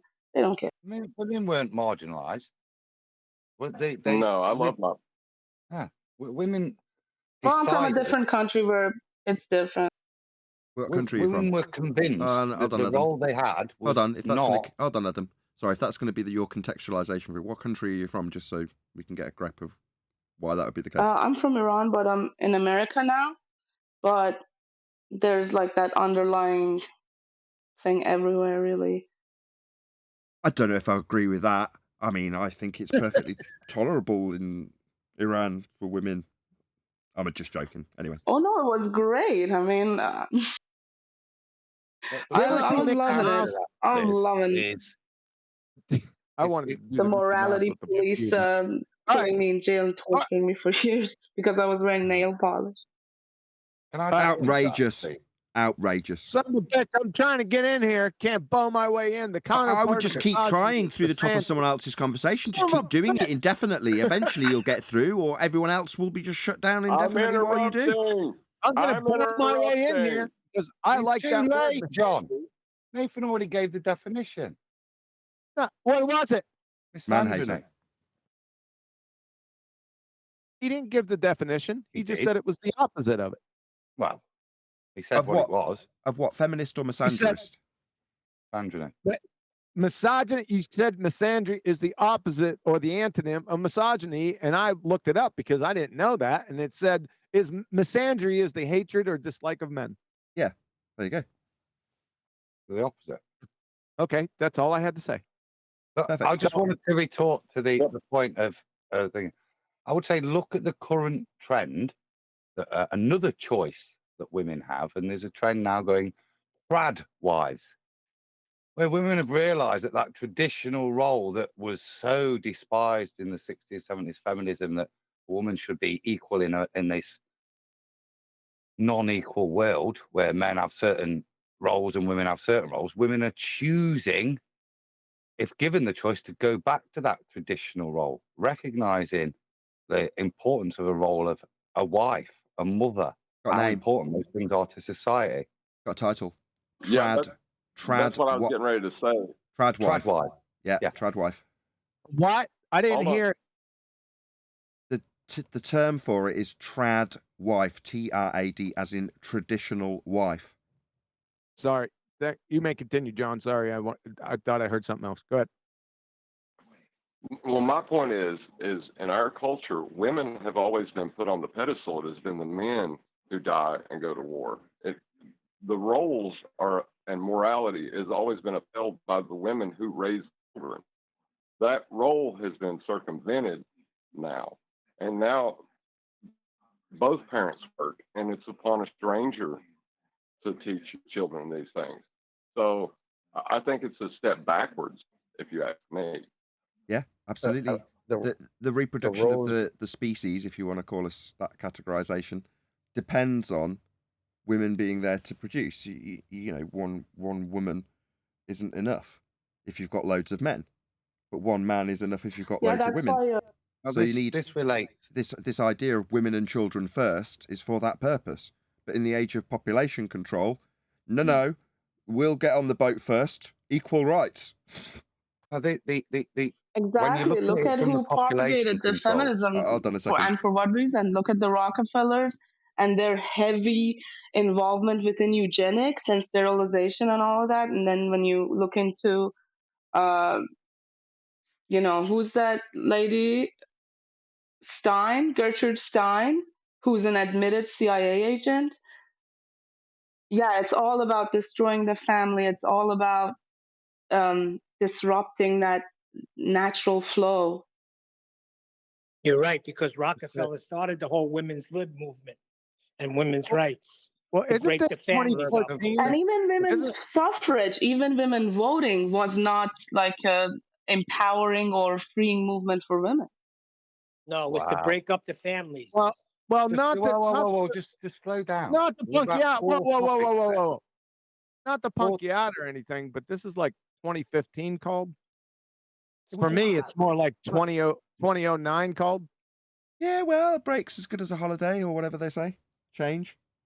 Just to add to the population control, because you're talking about this one's an important one, which is to convince the female populace that what a successful life is to match a male's achievements at this point. What the net result of that is, you've got all these women that follow different routes, and suddenly you've got all these 30-plus-year-old women that are not in the fertility market anymore, right? And if they do get in, they get in late, so they maybe have one child, possibly two, but not 10, 15 years of a relationship where breeding's possible in those 10 years. They're left with very short amounts. That's why we have a net population reduction in the West, as opposed to countries like China, India, that are overtaken as economically because they have a population. They can grow their countries because their countries are growing. The only way the West is growing is by immigration, because the birth rate is so low that we are actually at a net loss. It's funny and you the mentioned, abortion rate's so high. It's funny, brother. It's funny you mentioned eugenics, because in the discussion that we had the other day when we were talking about alpha chads and such, I mentioned one particular fact, which is that it seems, this is just at surface level from what I've been watching, that women currently are trained or indoctrinated to expect a really high standard from men. And they all want the same top between 10 and 1% of men, depending on who they are, that are, in the most instances, going to be out of your league. Obviously, there's only 10% of them versus the rest of the women who all want the same men. Well, if you imagine that, if that is the case with the women that have just been described by Adam, that you get to 30 and then you're essentially off or getting close to geriatric pregnancy territory, so you're going to have less time to be fertile. Well, in that instance, if those women are only going for the top 1% of men, the ones that do reproduce are going to reproduce a higher standard of offspring, because they're breeding with the top 10% of earners in looks, in stature, in all of the other things. Whereas the rest of the dross, the less than 10% of men, the other 90%, well, you can go and play your video games. But the next generation will be of a higher standard as a result of that. These 10% of men, these top 10%, will sleep with all of these women. But when it comes to time for marriage, they won't touch them with a barge pole. Exactly. These women become net worth zero. They're barren of virtue. Put in simply, they're not what this powerful man is now looking for. He's achieved everything. He's not interested in a woman that's got a job that's half as good as him or equal. He doesn't need that. What he wants is a woman. He wants a traditional woman that he's worked hard for all of his wealth to mean something. Or to put that another way, she only offers nothing to him, which means she stays in the market, right? And left alone. He's picking the 25-year-old that isn't interested in a career, that's good looking, fit, healthy, and childbearing. Yeah. Or to put it another way, the standards that have been laid down for women to achieve in this whole equality nonsense is to achieve the standards of men. So what does that make them when they reach, let's say, 28, before this wall that they hit at about 30? Well, what is the standard? The standard that a man would be held up to by a woman. So when a 30-year-old woman says, I'm a boss babe, I know my own worth, I'm a princess, I'm a 10, you go, okay, well, what makes you that? Well, because I have achieved X, Y, and Z in my career. Now, I'm going to be our push not to stereotype men in this instance when we've just talked about simps. But I'm going to say for the most part, what a terrible way of ham-handedly segueing into a stereotyping fallacy. Most men don't care. No, I can't think of any of the jobs of my past relationships. I can't remember any of the jobs they had, good or bad. I can't remember. Now, that might sound awful, but it's because it's inconsequential to me because it's a standard men are held to by women. Yeah? You don't see men going, I wanted to be a really high earner. I wanted to be a top 1%er in the business world. No man says that because they don't want that at home. They don't want your wife to be a boss. That's what you don't want. You want the opposite of that. You want somebody who's caring and loving, potentially going to bear children, as opposed to somebody that's going to run things well. That's a male attribute. So these women have gone out and strived to make themselves better men. That's what they've done. Sad. Yeah, They also need some. They also need to take some genetics classes too. Those women. We live in a world where they got women calling themselves birthing people. Oh, brother. We got Yeah. here from a Brian Simp. Unbelievable. Isn't it great? No. We get the Adderall drip out. It's an aspect of population control. Adam hinted at it earlier. There are so many things going on in our world at the moment that puzzled me until you go, hang on a second. Don't all these things have the same net result? A decrease in the population.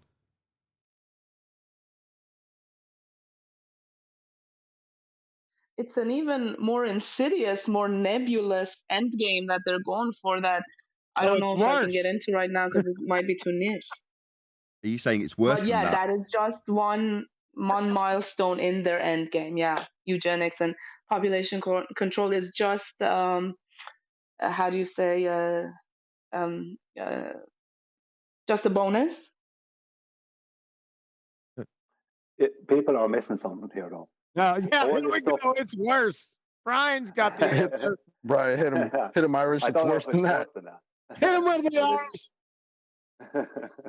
Irish. What people are missing, because it's a natural thing, is we're thinking about us and where we live and the things we are experiencing from our media, etc. You go to Africa, South America, Asia, this is not going on. There's not loads of people acting crazy like they're acting in parts of Europe and in the US and Australia. They're not doing that. It's mostly let's just say, I don't know how to describe it, the more newer, let's say the more newly established countries that are going crazy. If you go into Ethiopia, they're not all using pronouns and nonsense. The family unit is still very much together. Do you know what I mean? So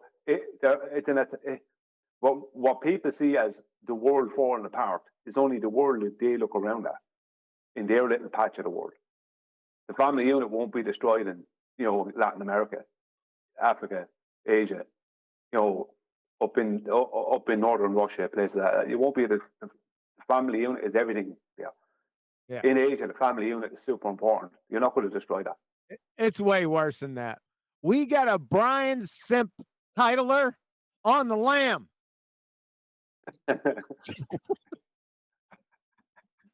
Somebody ask me a question? I'm going to go in now.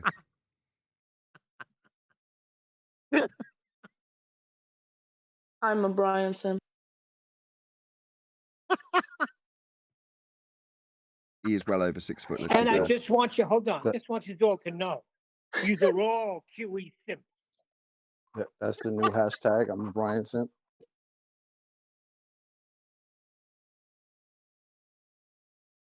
Well, I didn't like that one bit. Yeah, Brian's such an alpha, he doesn't even care. Stan, Brian. Sorry? They don't want to I'm admit a that they're Brian QE Stan. simps. Would you let us Say it speak, again? Neil? For fuck's I didn't know she was sake. speaking. She's saying she's a Brian fan. She said it 3 times. Oh no, Thank you very much. Stan, STAN. Just dropping some hip vernacular in here. Oh shit. You're fucking tan. Stan, STAN.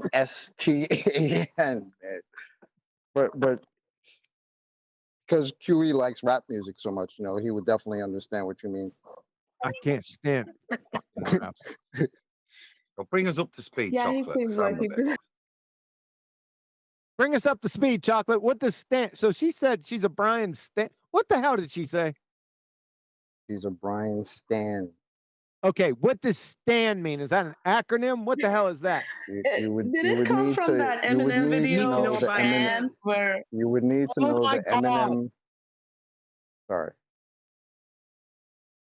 Go. You would need to know the Eminem song "Stan" to know what she's talking about. Okay. Correct. Enlighten us. Can you give us the Cliff Notes version? It's kind of like a simp, but like yeah, kind of extra, basically. Extra simp. kind of a fanatic type of fan. It To says the here, point that you QE. would put your girlfriend in the trunk of a car because Eminem didn't respond to your letter. Yeah. Oh, Oh. that's strange.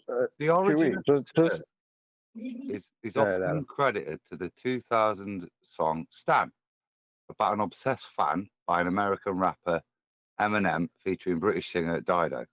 The word itself was added to the Oxford English Dictionary in 2017. The term was originally a noun, but over time evolved and began to be used as a verb as well, meaning someone who's very enthusiastic, dedicated fan of a particular celebrity, musician, or public figure. He seems to be a Kind bit of a more sycophant, I mentalist. guess. I didn't know they put it into the dictionary. That's pretty funny. That means something, right? When you could make a song and then the dictionary adds a word and a meaning to it. Wow. Shout out to Eminem. That is basically the development of all language, though, Neil. Yeah, but it's the guy's a rapper, right? They looked upon like just guys that put words together. So, which is very difficult. I don't know why QE can't stand it. Now this is better. Gen Z QE's favorite. definition, Chalk. Does this fit better for you? It's not short for Stanley. Instead, it's a combination of the word stalker and fan. So if you stan someone, it means you're obsessed, but not in a creepy way. Sounds creepy to me. Oh, You're wow. mixing them two words. Yeah, that makes sense. Not in a creepy way. That's what it says, yeah, but not in a creepy way. It sounds creepy to me, that Neil. Yeah, didn't the video How do you like, have him non-creepily killing her? stalk someone? Yeah, exactly. See, QE won't listen to Eminem because his favorite rapper is Chocolate Saint. Yeah. Hit him with it, QE. I think he should at least listen to that song and the video.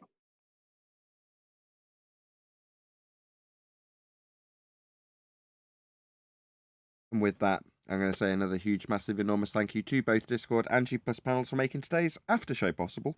And of course, a massive thank you to all of you in either Nathan Oakley 1980 or Nathan Oakley premiering streams. Hopefully smashing the super chat, liking, commenting, sharing, subscribing, joining as a Nathan Oakley 1980 channel member and all that good stuff. I've been Nathan Oakley and I will see you all in the next video.